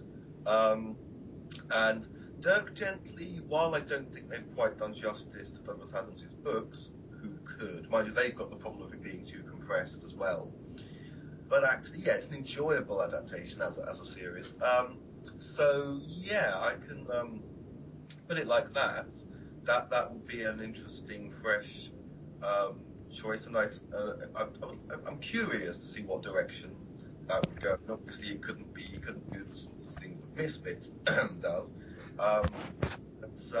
Yeah, that sounds like another possible, and somebody else who isn't Moffat. So. Okay, Collin, what do you think? I just don't know enough about him to say anything. Okay, but let's just say this guy's, he's never worked in the Doctor universe. Would you just give him a shot, as a fresh, new blood, or? Yeah, sure. I mean, it's not Moffat, so sure, it's fine. Okay, that seems to be the popular answer. It's not Moffat. Okay, Josh? I don't know enough to really weigh in on it. Okay. Bill? ABM.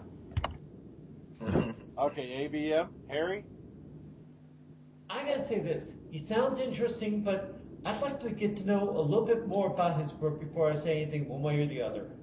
All right. Saffron? Ditto, ABM. Okay, ABM. All right, and DoctorWhoMan, what do you think? Well, it's going to be a short and sweet for me. I don't know nothing about it, so I can't comment. All right. And next one, I know there's going to be comments about this one. The writing plaudits choice is Neil Cross. Doctor Who experience. Wrote the episodes The Rings of A-Hole 10 and Hyde for the previous season of Doctor Who. and will also be contributing 2 scripts for this season. Other experience, Neil Cross is the creator and executive producer of Luther, which alongside Doctor Who and Sherlock has been the BBC's most successful drama production in the last few years. He's an experienced scriptwriter on movie projects, penning the most recent successful horror film, Mama. He's a frequent collaborator of Guillermo del Toro, and matter of fact, penning the script for his on-hold Lovecraft adaptation At the Mountains of Madness and the forthcoming Midnight Delivery. He's also performed rewrites on Pacific Rim.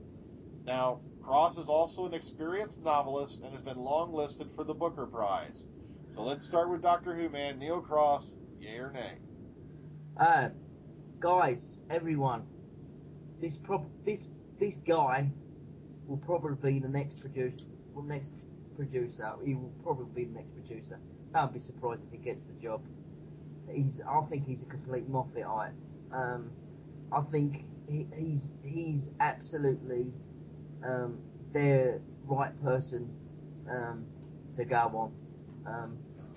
They like his stories, I suppose. But there we go. I think he's the next one, to be honest with you. Okay. If Moffat ever leaves, unfortunately, no. Neil Cross, never, ever, ever, ever, ever. But there we go. But he gave us that magical episode, Mo. What? Rings of A-Hole 10, yeah. I thought. So original. But he mentioned Susan. Oh, yeah, everybody goes, oh, it's so great. Yeah, and the Flash Gordon bits. Space Air. Yeah, people forget that the Doctor Who used to be educational. It used to be loosely based on science fact. You know, now it's loosely based on kindergarten rubbish. But carry on. Enough said. All right. Saffron, Neil Cross, yay or nay? I watched a bit of Luther, and I do like his work, although, I do believe, based on what Doctor Who Man said, that he might be a bit of a Moffatite.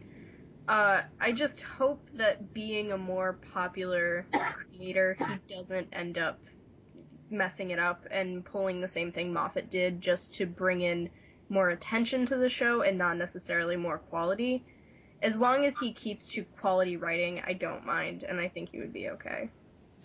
Okay, Harry? I really don't know that much about his work except what little I've seen of Luthor. To be honest, he just doesn't seem to be the type for me. I mean, nothing personal. The guy may be great, his work is, but unless you got some science fiction in your background, you're just not going to work out with Doctor Who. Okay. Bill? Well, I mean, you know, I heard what he did with Doctor Who there, and of course, seeing those episodes, they were utter and complete crap. And then, you know, I'm thinking to myself, he's going to touch the Cthulhu mythos, and it makes me sick to my stomach. This guy is to Doctor Who basically best described as the next J.J. Abrams and a total Moffat-esque tool. Okay. Steven Moffat Mark II, I reckon. But he could have Cthulhu singing happy songs. You know what comes to my mind when you say that? Exterminate! Okay. Josh? All I can really say, because like a few of the other guys, I'm not really familiar with a lot of his work, but what we've seen, like The Rings, nobody liked that episode much. I can't think of anybody that really enjoyed it. I say be careful what you ask for because you might get it. And in terms of that, I honestly, I don't know. I'm leaning towards no. All right. Collin? I'm going to say nay. I'm always asking for Moffat to leave the show. Why should I be careful? Because you might get Moffat Part 3. Okay, Collin. God, no. Not Part 3 of Moffat. Anything but that. Hang on, Josh. Who's Part 2 then if he's Moffat Part 3 then? I should have been more clear. We had Nathan Turner first. Nobody was happy Oh, yeah, towards sorry. the end. Yeah, oh, God, yeah. Yeah, Nathan Turner was Moffat 2, the prequel. Right. And then we had Moffat where everybody was like, yay, we're getting somebody that will run the show really good. Not that Davies was horrible. This and is like it turned out to be worse than what people had hoped for. That being said, my fear is that we'll get meet the new boss, same as the old boss. Yeah. Okay. And all right, Collin says no. So let's go to Alexander. Okay, I think people are being a bit harsh on him. I mean, I think actually Hyde wasn't that. I mean, by the standards of most of last year's episodes, Hyde was actually, I think, one of the better ones. Agreed. Until the end bit. Yeah, it was a bit. It was a bit fudged at the end, I suppose. When it comes to what I guess we're all calling Rings of A-Hole 10, I review episodes on YouTube. I haven't done time with the Doctor yet. I've been a bit lazy. And I basically called Rings of A-Hole 10 Stargate the musical. And Not Flash Gordon, no? No, mate. Oh, Flash Gordon. Oh, that didn't. Okay. It basically, knowing that it was an emergency script in the same way that Fear Her was an emergency script, and Fear Her wasn't ready. Fear Her, and that had Russell T Davies scrawling over the last 5 minutes in a rush to try and get this to work. And they got Neil Cross in to write Hyde. That was his Doctor Who episode. And then hang on, suddenly we need another one. And so he did have to pull something out of his arse to give us Rings of A-Hole 10. So although you could say, as one reviewer on YouTube said, well, his record so far is 50-50. Excuse me. May I just point out something? You just had me laughing. He had to pull something out of his ass to get the Rings of Asshole 10. That's what I was about to say. But can I tell you this, Alexander? I actually don't think it was rushed. I think there's a lot of people that either liked the Rings of A-Hole 10 or they didn't. And I think they're backtracking saying it was rushed. I actually don't believe it was rushed. I actually believe it was deliberate. I actually don't believe it. Oh. I actually think they actually lied. Because if you say it was rushed, I'll tell you what, that Christmas special was rushed. I'll tell you that. But carry on. That's my opinion. All right. So, all right. He pulled it out of his. Well, it's true. It must have come out from somewhere. It's obviously that. Okay, AJ, Neil Cross, yay or nay? Based on Rings of A-Hole 10, no. No. Okay. Breathing space here. I mean, come on. All right. So let's go with the less popular choice, and that is, oh, you're going to love this one. Chris Chibnall. His Doctor Who experience. Chibnall has written 5 episodes of Doctor Who. That's 42, The Hungry Earth, Cold Blood, Dinosaurs on a Spaceship, and The Power of 3, and 8 episodes of Torchwood, and unfortunately, one of them was Cyberwoman, for any of those who remember that. Oh, God. So, okay. But other experiences, he's written 2 episodes of Life on Mars, multiple episodes of Law & Order UK, was the prime creative driving force of the badly received 2011 historical fantasy series Camelot. He wrote some for, he pitched the show for the BBC Earl's Ear, which eventually saw the light as Merlin. He penned the extraordinary, well-received series Broadchurch. So, okay, let's go with AJ, Chris Chibnall, yay or nay? I'm on the fence because you mentioned Broadchurch and Life on Mars. They were both brilliant, but I'm on the fence. Okay. Alexander?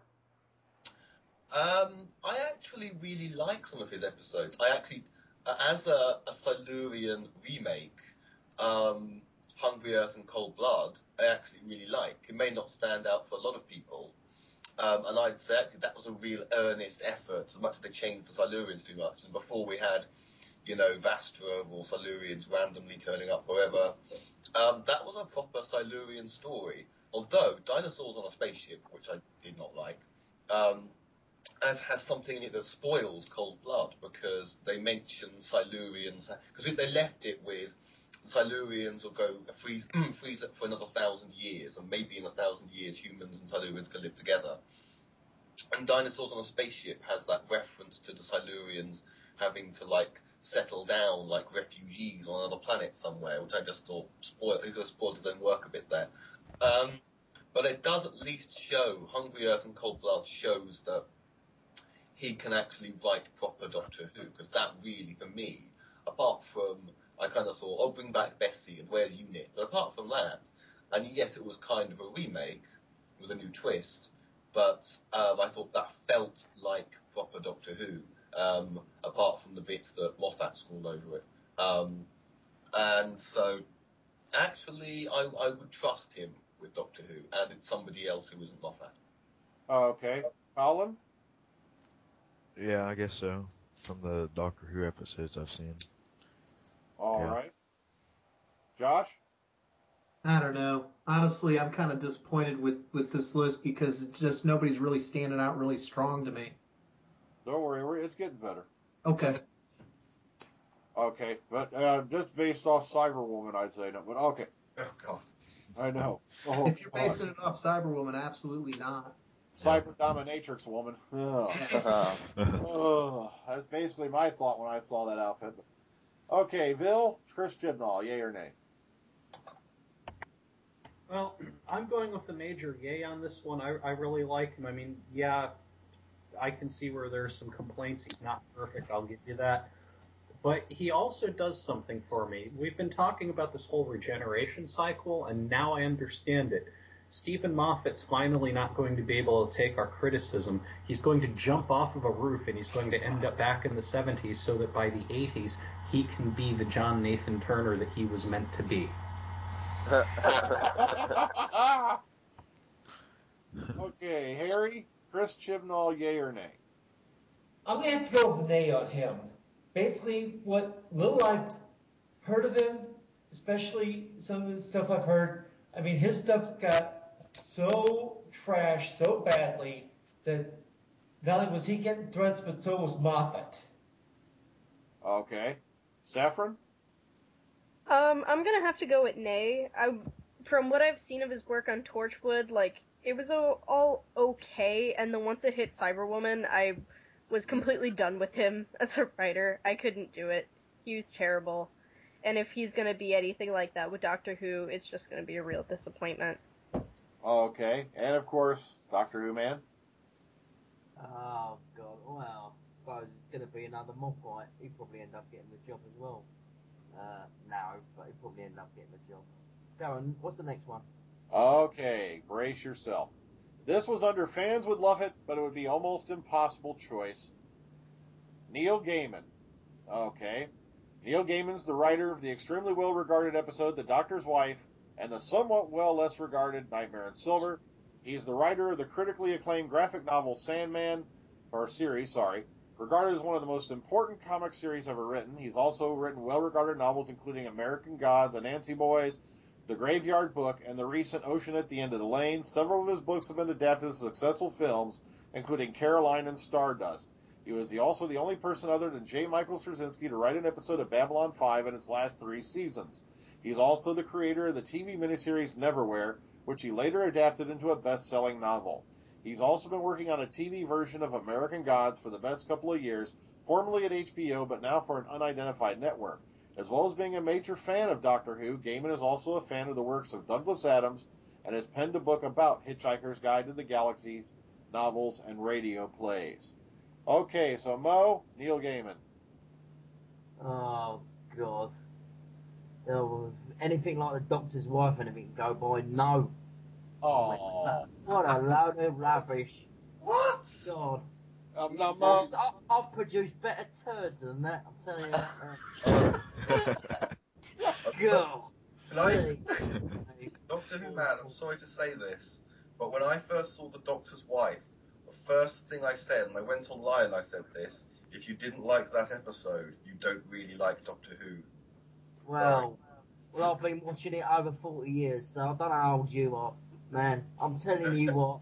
If they produced anything like that back when I was watching it in the 70s and 80s, it would have been trash. Oh my God. To make the tardy sort of like human, I love you, Doctor, when they know they missed the point here, you know. No, I thought it was rather innovative. Well, you must have. No, you must have. He actually made the TARDIS, instead of just being a fixture in the series, for that one episode, the TARDIS was an active companion. Rubbish. Nobody ever thought of it. The TARDIS has always been a sentient. Ah, here we go. Yeah, right. So, Tonight, that the TARDIS was a better companion than Amy Pond. oh, God. Yeah, talk about loosely based on science fact. Nah, rubbish. Do us a favour. No, but he'd probably end up getting the job. Oh, God. Okay, Saffron, Neil Gaiman, yay or nay? Yay! I loved The Doctor's Wife. Everything he's ever made, I don't think I've ever disliked it. He would be perfect. All right, Harry, Neil Gaiman, yay or nay? 2 thumbs up, way up. I know his work from Sandman. I know some of his other stuff. If we get him, I would be in heaven. All right, Bill? Well, they're definitely spot on. I mean, hell yeah. How could you not want him on there? Sorry, Doctor Who, man, we disagree on this one. But, you know, I have to each to their own, mate. Each to their own. I have to add that if he came on the show, we'd have the perfect exit for Steven Moffat as this cute little goth chick with a big silver unk would come tap him on the shoulder. Well, as my buddy Josh says, be careful what you wish for, because you might just get it. Fantastic. All right. Josh? That's what a lot of people said when Moffat took over. Carry on. All right, Josh, Neil Gaiman, yay or nay? No, absolutely not. And I'll tell you why. Gaiman is going to wind up being like Moffat and spreading himself thin. It's not for lack of that. I don't think he's not got good stuff. I think he's got brilliant ideas for Doctor Who, and I'd love to see him come back for more. But as far as a showrunner or anything like that, no. I'd like to see him do 1 or 2 episodes a season here and there and leave it at that. Okay. Collin, Neil Gaiman, yay or nay? Yeah. Okay. Yeah? Yeah. Alexander? I would cream my pants. I love the and I think he did say that he was too busy, but that, I guess, could change if he could fiddle some things around, so I hope he wouldn't be spreading himself too thin. If Moffat really has been spreading himself too thin, that's not really spreading himself too thin doing publicity and conventions, not the excuse of, oh, he has to do Sherlock as well. It's a break from Sherlock and he do 3 episodes a season. But, I mean, I would love to see him unrestrained. It's obvious that we didn't get to make his own monster because of budget in Doctor's Wife, so they brought an Ood back. So he does want to come back, partly for Capaldi, but also he hasn't made his own monster yet. We know that Silver was rewritten by Mark Gatiss. It was meant to be a 2-parter. Me and my friends discussed the dynamics of the episode. It's obvious the Emperor was supposed to atone for the past by sacrificing himself, and you get the last 5 minutes rewritten by Moffat because nobody can die.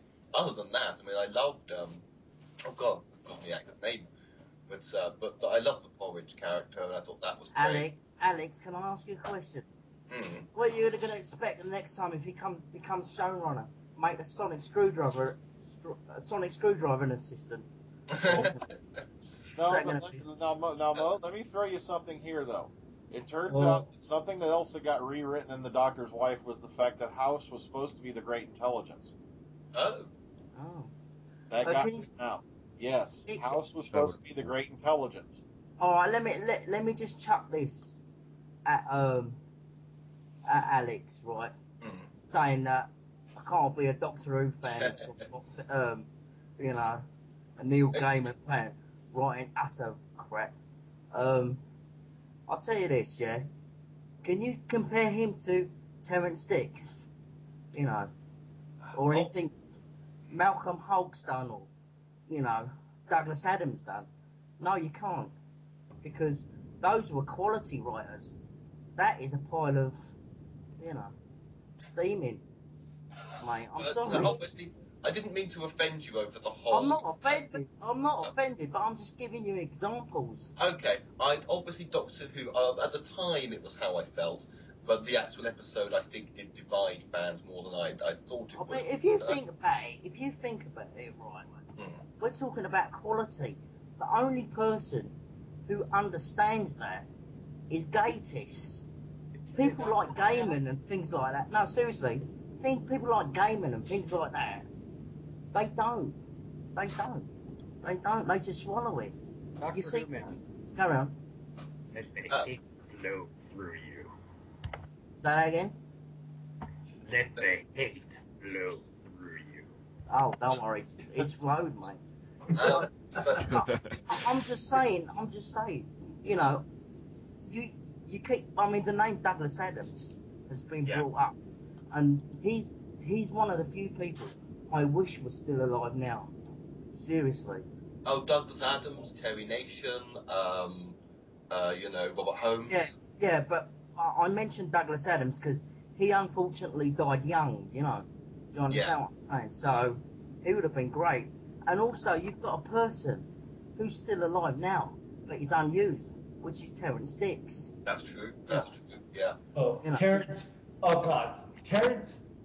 I've read all his novelizations. I love the man's work. I mean, the man was great during the Pertwee era. He helped get the Tom Baker era going. He's done stories off and on. He did stories off and on during the classic era. I mean, if there's anyone, and no disrespect intended, but if there's anyone that is the closest thing to the ideal man to come in and run the show, it would be Terrence. But exactly. But what I'm telling you is like, Alex, I'm not offended at what you said because each to their own opinion. But I'm just waking you up to the quality I grew up watched and enjoyed at the time. You know, because I don't know how old you are or whatever, but I'm just telling you the quality that I remember. In my 50s, I watched the Pertwee era. I watched the Tom Baker stuff. I mean, I've seen everything that's available pretty much from the classic era. I mean, I know you have, Harry. Oh, okay, I'll tell you. I'm 32 and I've seen all available existing Doctor Who, most of it more than once. I'd say, obviously, it's very subjective what Doctor Who is. I should have phrased it as, for me, the Doctor's wife, albeit in a very romantic way, kind of got to the core and the heart of it, and it just felt like, wow. And it definitely stood out in the season for me. But obviously, it's going to be very subjective what Doctor Who quintessentially is. But if I do want to see Neil Gaiman less restrained in future Doctor Who, one of the ways to do that would be if he's the showrunner. I would also say that the list there mentions Neverwhere, which actually has Peter Capaldi in it. So it will be interesting, actually, because if any people haven't seen it, that's Neil Gaiman writing Peter Capaldi. And on the strength of Neverwhere, that was 1996, and I wasn't the only fan who went, Neverwhere was better Doctor Who than Doctor Who was this year. Yeah. So I think, there's a lot. I think Gatiss has a lot going for him. You might say he's too much of a fantasy writer, and maybe the Doctor's wife was more fantasy than science fiction, and maybe that's a legitimate criticism. Yeah, that's what I mean. It's going too far in the fantasy way. This is what I mean. As in the early days, even the Robert Holmes and the Malcolm Holmes and Douglas Adams, it was very loosely based on science fact. Yeah, but this is what I mean, and I'm not offended at what you said, but I'm just giving you examples, because each to their own. What do you think then of the idea of the TARDIS being a sentient being? Because it was from Edge of Destruction onwards, was established as. I mean, did you just think that Doctor's wife took the idea of a sentient TARDIS too far? Too far, yeah, because when I actually read the title only, I actually thought it would be the actual the Doctor's wife, to resolve the Susan situation. I've explained this on a very early podcast before. Don't know if you heard it. And that would have been perfect. It was a chance missed. Do you understand what I'm saying? And then when I actually read the views and I saw it, it got too far, got too silly in a way, But it would have been great to resolve the Susan situation, to have, what happened? Did the Doctor get married. Do you understand what I'm saying? Yeah.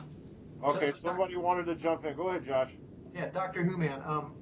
I think you kind of hit on something that a lot of us generally will be disappointed with this era of Doctor Who, which is titles. Yeah. And the problem is that, I always think of Let's Kill Hitler, which is quite possibly the most ridiculous Doctor Who title ever. Exactly. In fact, George, my friend, you hit it right on the head. And when you see the Doctor's wife, you're thinking, okay, we're going to finally get a snippet of the Doctor's life, which is kind of been hands off. Yeah, or exactly. you see the name of the Doctor, you think, oh, they're finally going to drop the ball on this one, good or bad. And then we as hardcore fans know, chances are probably it's not going to happen. And then, of course, we find out it isn't. Yeah, you hit the nail on the head, Josh. This is what I mean. It got too far. I mean, Let's Kill Hitler was prime example. I mean, there was nothing. He was locked in the cupboard for the rest of the episode. It was awful. It was so ridiculous because we went from Amy, Rory, I'm Melody, I'm your daughter, dum dum dum, to having to wait for 3 months, 4 months, knowing that the next episode was called Let's Kill Hitler, which had nothing to do with anything. Yeah. Well, when I saw that title, I could hear all the hardcore Doctor Who fans, before I'd ever met any of this group that we frequently talk with, I could hear them opening their email and all going, oh no, at the same time. Yeah, exactly. I mean, prime example. Sorry? Karen. It was like a billion voices all crying out. Yes. Yeah. Prime example, Josh. Can I give you an example? Yeah. Like for instance, they could have played. I'm giving you a comparison to the Doctor's wife. When you got one. I mean, we could have seen what happened to the Susan situation. It's with Hitler. I mean, I don't think they've ever found Hitler's body in real life, did they? No, they did. That's debatable. That would take me an hour to go over all that. But they could have played around with that. You know what I mean? They could have played around with that. Instead, you had him locked in a cupboard for the rest of the episode. For all you folks out there, what he's getting at was the fact that the Soviets claimed they had the skull of Hitler all these years, and I think it was not even 2 years ago they allowed a scientist to take samples from said skull, and they found out that the skull came from a 40-year-old woman. Yeah. So it wasn't Hitler's. Yeah, I mean, they could have played with that. That's what I was hoping they were going to do also, to be honest. I thought they were going to screw around with what really happened at the end of the war. With Hitler. But, okay, before we get into that can of worms, AJ, Neil Gaiman, yes or no?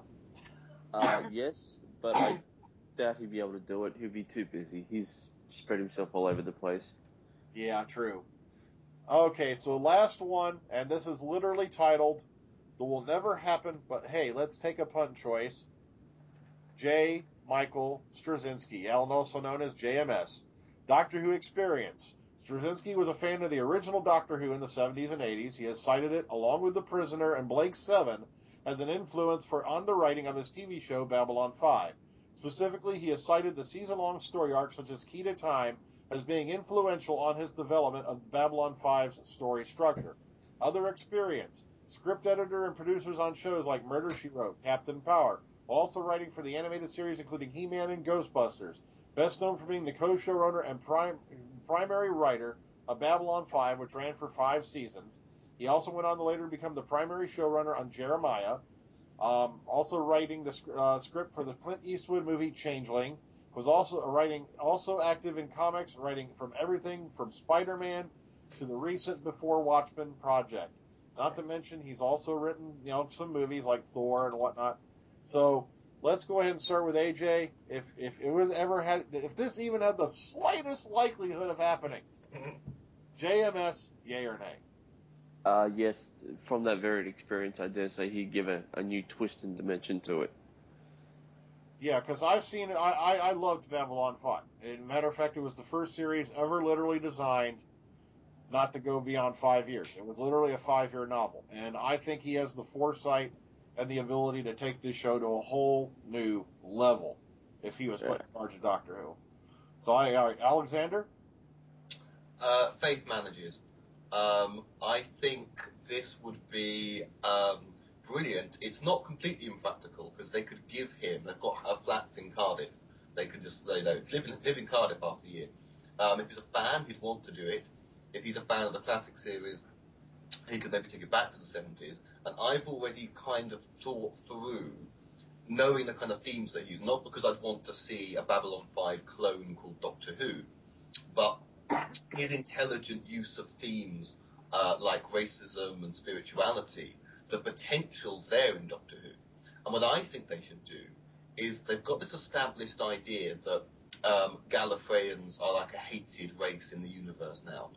And that even though it's really the High Council and the War Council who are bad, they're a corrupt government. But think of like the 4.47 billion children, your average Gallifreyan.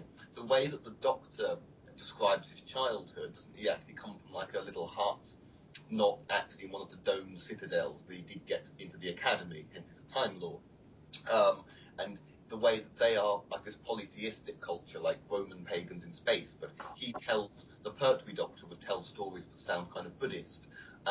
The morality of racism, that you could have like, it's okay to hate the High Council, like Sister of Khan did. Is it okay to hate all Gallifreyans, which gets to the heart of, and what if Gallifreyans eke through a bit, this like innocent ones escape and like try and settle somewhere, but they're attacked because the whole universe hates them now. They're as bad as the Daleks, according to the brilliant minisode. Basically expand on that minisode, but then everybody wants that anyway. And the Doctor is now like a part of like a race that's discriminated against and despised. So think what and bring more spiritual elements back into it, like Barry Letts's Buddhist influence and things like that. So I can just see a kind of Babylon 5-ish, 5 years of Doctor Who that intelligently looks at those kinds of themes. So I think it's it's wishful thinking, it's a pipe dream, but it's fun even just to speculate as to, how we go about it. Okay, personally, I just like to see the Vorlons kick up and kick both the Gallifreyan and the Daleks' asses, but... Okay, Collins, J. Michael Straczynski, yay or nay? Yeah, he sounds like he'd be good. Yeah, because he is an experienced showrunner. He's done this thing before, so... Okay. Yeah. Josh? I absolutely would be able to get behind that, being that I'm a little more familiar with this guy. While I didn't really watch Babylon 5, he's got the showrunner experience, just like you said. He's got a lot of respect. I do believe that he would actually be able to bring in one of my favorite writers to write an episode of Doctor Who, which I think would just blow the socks off of people. And if he brought Harlan Ellison onto Doctor Who, for that matter, Oh yeah. Oh yeah. Oh yeah. Yeah, I would be 200% behind him. Nothing against Gatiss. I think Gatiss is probably the more logical choice, but being this is, what we would like to see, honestly, I'd lean towards Straczynski more than him. Yeah. All right. Bill? I'm kind of torn on this one, and I'll tell you why. I agree with most of what's being said here, and I think that he's an amazing writer, but at the end of the day, I don't think that any American writer could really do justice to what really is an English institution and has made Doctor Who what it is. I think that it would screw up in the end. I think that he'd be great as a writer that comes on a lot, but not as a showrunner. All right. Harry? Part of me says, hell yes, bring the man in. Another part of me agrees to the last one, which is, it's a British show, let's bring in Gatiss. I'm torn. I mean, I love Babylon 5. I'm a B5 fan. I've read a lot of fan fiction involving Babylon 5. But, as I said, Doctor Who is a British show, and Gatiss would be probably the top choice. But I'd love to, if JMS gets the job, Harlan Ellison's coming in, no ifs, ands, or buts. All right. Saffron? I would have to say I'm kind of torn on the matter. I think that I'm more familiar with his work in comic books, and I really enjoy what he's done. But I have to agree with Dad on the fact that I would just be uncomfortable with an American showrunner on a show that's always been British run and started in Britain, and I just think that it would take away something from it. And I think that while there's fear of the show being so Americanized now, like, to suddenly bring on an American showrunner just seems kind of counterintuitive. All right. And, of course, Doctor Who Man. Oh, yes. Oh, I mean, you're talking about a different league. Nothing against Gators. You know, I would have him like a second showrunner after him. But you're talking a different ball game. Yes. Definitely yes. 100% yes. You know. I definitely agree with you. Fantastic. Oh my God, we agree with him. Yeah, I definitely agree with you. Because I think I'll shut up now, man. Yes, I got to interrupt. It just boggles the mind. Nothing against Gatiss, but I just think with Straczynski, and like I brought up, Harlan Ellison to me would be my all-time choice to see somebody. If you were to tell me, hey Josh, pick who you want to see write a Doctor Who episode, I'd tell you hands down Harlan Ellison. Yeah. But I think Straczynski, even if he couldn't pull Ellison, I think he'd still be able, because he's got weight in the comic book industry, and television. He'd be able to pull other people as well. I mean, there are comic book writers I truly believe that could do Doctor Who justice, across the board. And I think that they would have the right idea of, like, what should I do for a Doctor Who episode that we're all pining away for? And I think that by bringing Straczynski on, I think it would bring that show to such a huger level than what people have ever seen. It would just be mind-blowing. Yeah. I mean, Josh, have you read Alan Moore's? Because he started on Doctor Who as well. I got to say about Moore, I'm on the fence with him, and I'll tell you why. Moore has become very, very odd over the years. He has now. Yeah. In terms of what he does, he'll complain a lot about things that he's made money off of. Yeah. And I understand people want their property, or how should I word this exactly? He wasn't happy with what they were going to do with Watchmen. Yeah. And I can respect that, but on the other hand, you got paid for that, and you knew that going in, that when you're working with a company like DC or Marvel, they own the rights to those characters at the end of the day, and that's what's going to happen. If you didn't want that to happen with those characters, you should have never sold that. Case in point, my fear would be Moore comes on and starts show running Doctor Who, and then he walks away and he's belly aching about this, that, and the other, and it's like it just doesn't work that way. I know what you mean, but it would because I remember his Doctor Who magazine from 1980 did the comic strips, and they were absolutely outstanding. The strips in the Doctor Who magazine. So now, I wouldn't have a problem with seeing Alan Moore write a story for the show itself. Yeah, that's what I meant. Under the influence of Michael Straczynski as producer. Yeah. Yeah, you see, what I loved about Straczynski was the fact this was a guy who had so much foresight. He wrote a plot line that literally lasted 5 years. It was never meant to go beyond that. But also the fact that he had trap doors for every single character. So that, say he would lose an actor for a reason, he automatically had a way to take them out of the story and put someone else in their place. So that way the plot was ever going and you didn't have a big mix-up. That's what I loved about him. And Dr. Freedom, when you brought that up earlier, to me, I think that's a lot of the foreshadowing you need for Doctor Who that sorry to say, Moffat doesn't have. Yeah. He used to, and he lost it. Well, I didn't think he even had it, to be honest with you. I think, really truthfully, even in the first one he did, is it the Doctor Dances? Yeah. Although it was good, it was palatable, but the ending was not real. He lives. Oh. Yeah, everybody lives. No, but you understand what I mean? It was palatable for the time. Great, you have one episode like that. Fantastic. But now it's getting ridiculous. But I could see his traits. I think the best one I liked that Moffat has written under Russell T Davis was Midnight. You know. I'm sorry to break it to you, but Russell T Davis wrote Midnight. Oh, was it? Oh, was You're it? thinking of Blink. Oh, that's it. Blink. That's Blink. Oh. Yeah, you're thinking of Blink. Yeah, Blink was great. And now look what he's done to the Angels. When I first saw the Statue of Liberty as a weeping angel, which was like before even the opening credits, I was on Facebook, OMG epic, because it looked so cool. And then I couldn't sleep because I was trying to work out how that could possibly make sense.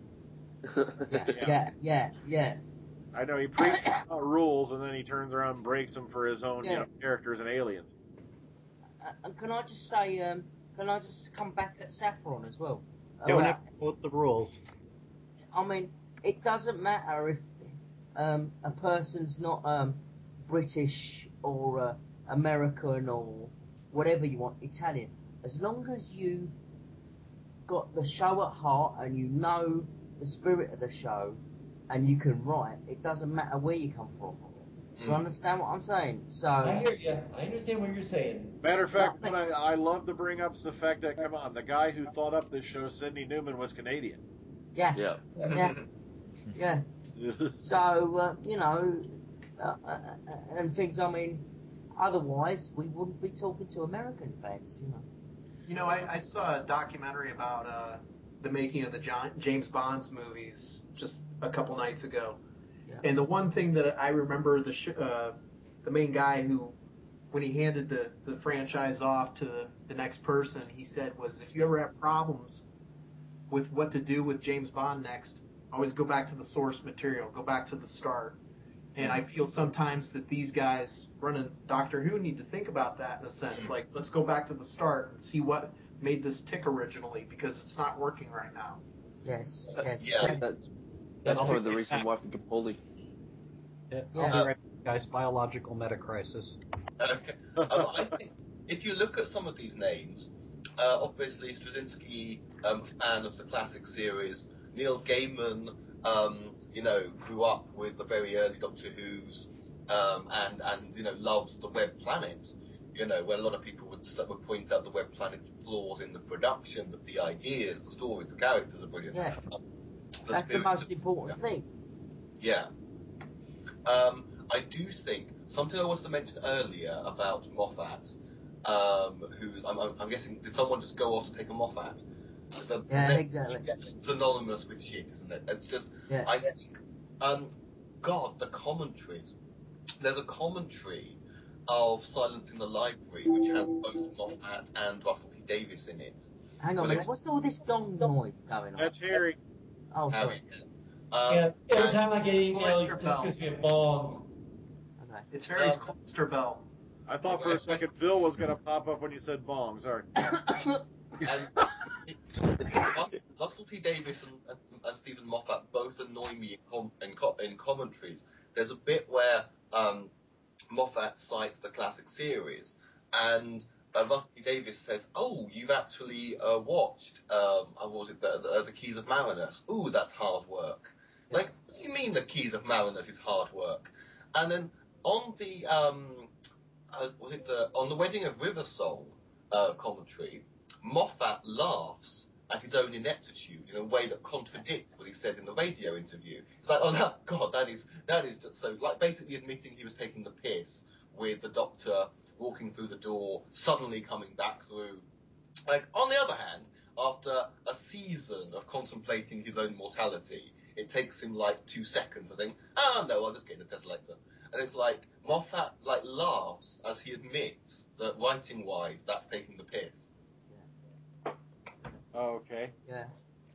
Well, guys, we've been running a good couple hours now, or if not longer. This has probably been the longest one we've had in a while. So I'm going to go ahead and bring this session to a close. I'm just going to go around, get everybody's farewells and final thoughts. Let's start with AJ. Any final thoughts? No, just hopefully this year will be better than the last two, and I'll catch you guys later. Okay, Alex? Been nice talking, had a great time as ever, and see you guys another time. Back. All right. Harry? Been a pleasure as always being with you guys. And the sooner we get somebody in to replace Moffat, the better as far as I'm concerned. All right, Collin? Had a good time. That's just about it. Bye. All right, Saffron? It was an honor being on here for the first time, and I'm really excited to see Moffat crash, burn, and leave. And don't worry, we look forward to having you back on in the future if you'll join us. Absolutely. Okay. Josh? I just think I want to close with saying, like I said before, I'm all for somebody coming in and taking Moffat's place, but at the same time, we all just need to be careful who we wish for because we might get it, and it might not be as good as what it could be. This was a pretty good list of choices, and I think we all agree that the prime choice would be Straczynski, but more than likely, if and when the time comes, I would guess that you're going to get Gatiss to take over the show. Okay. Vil, you back with us yet? Yes, I am. Okay. Any final thoughts? So long, and thanks for all of the poaching and death. Okay, and lastly, but certainly not least, in his first podcast return of many months, DoctorWhoMan. Well, thanks for having me on Freedom Man. It's been a pleasure as always. And I have, I'm a little bit encouraged that you're getting some of the Russell T Davies people back for the new series. You never know. They might rein him in. You never know. Okay. Well, folks, for myself and the entire panel, I hope you enjoyed this week's edition of the Omega Files. Join us next week, and we'll see you in the future. And from somewhere deep in the desert, wherever you may be,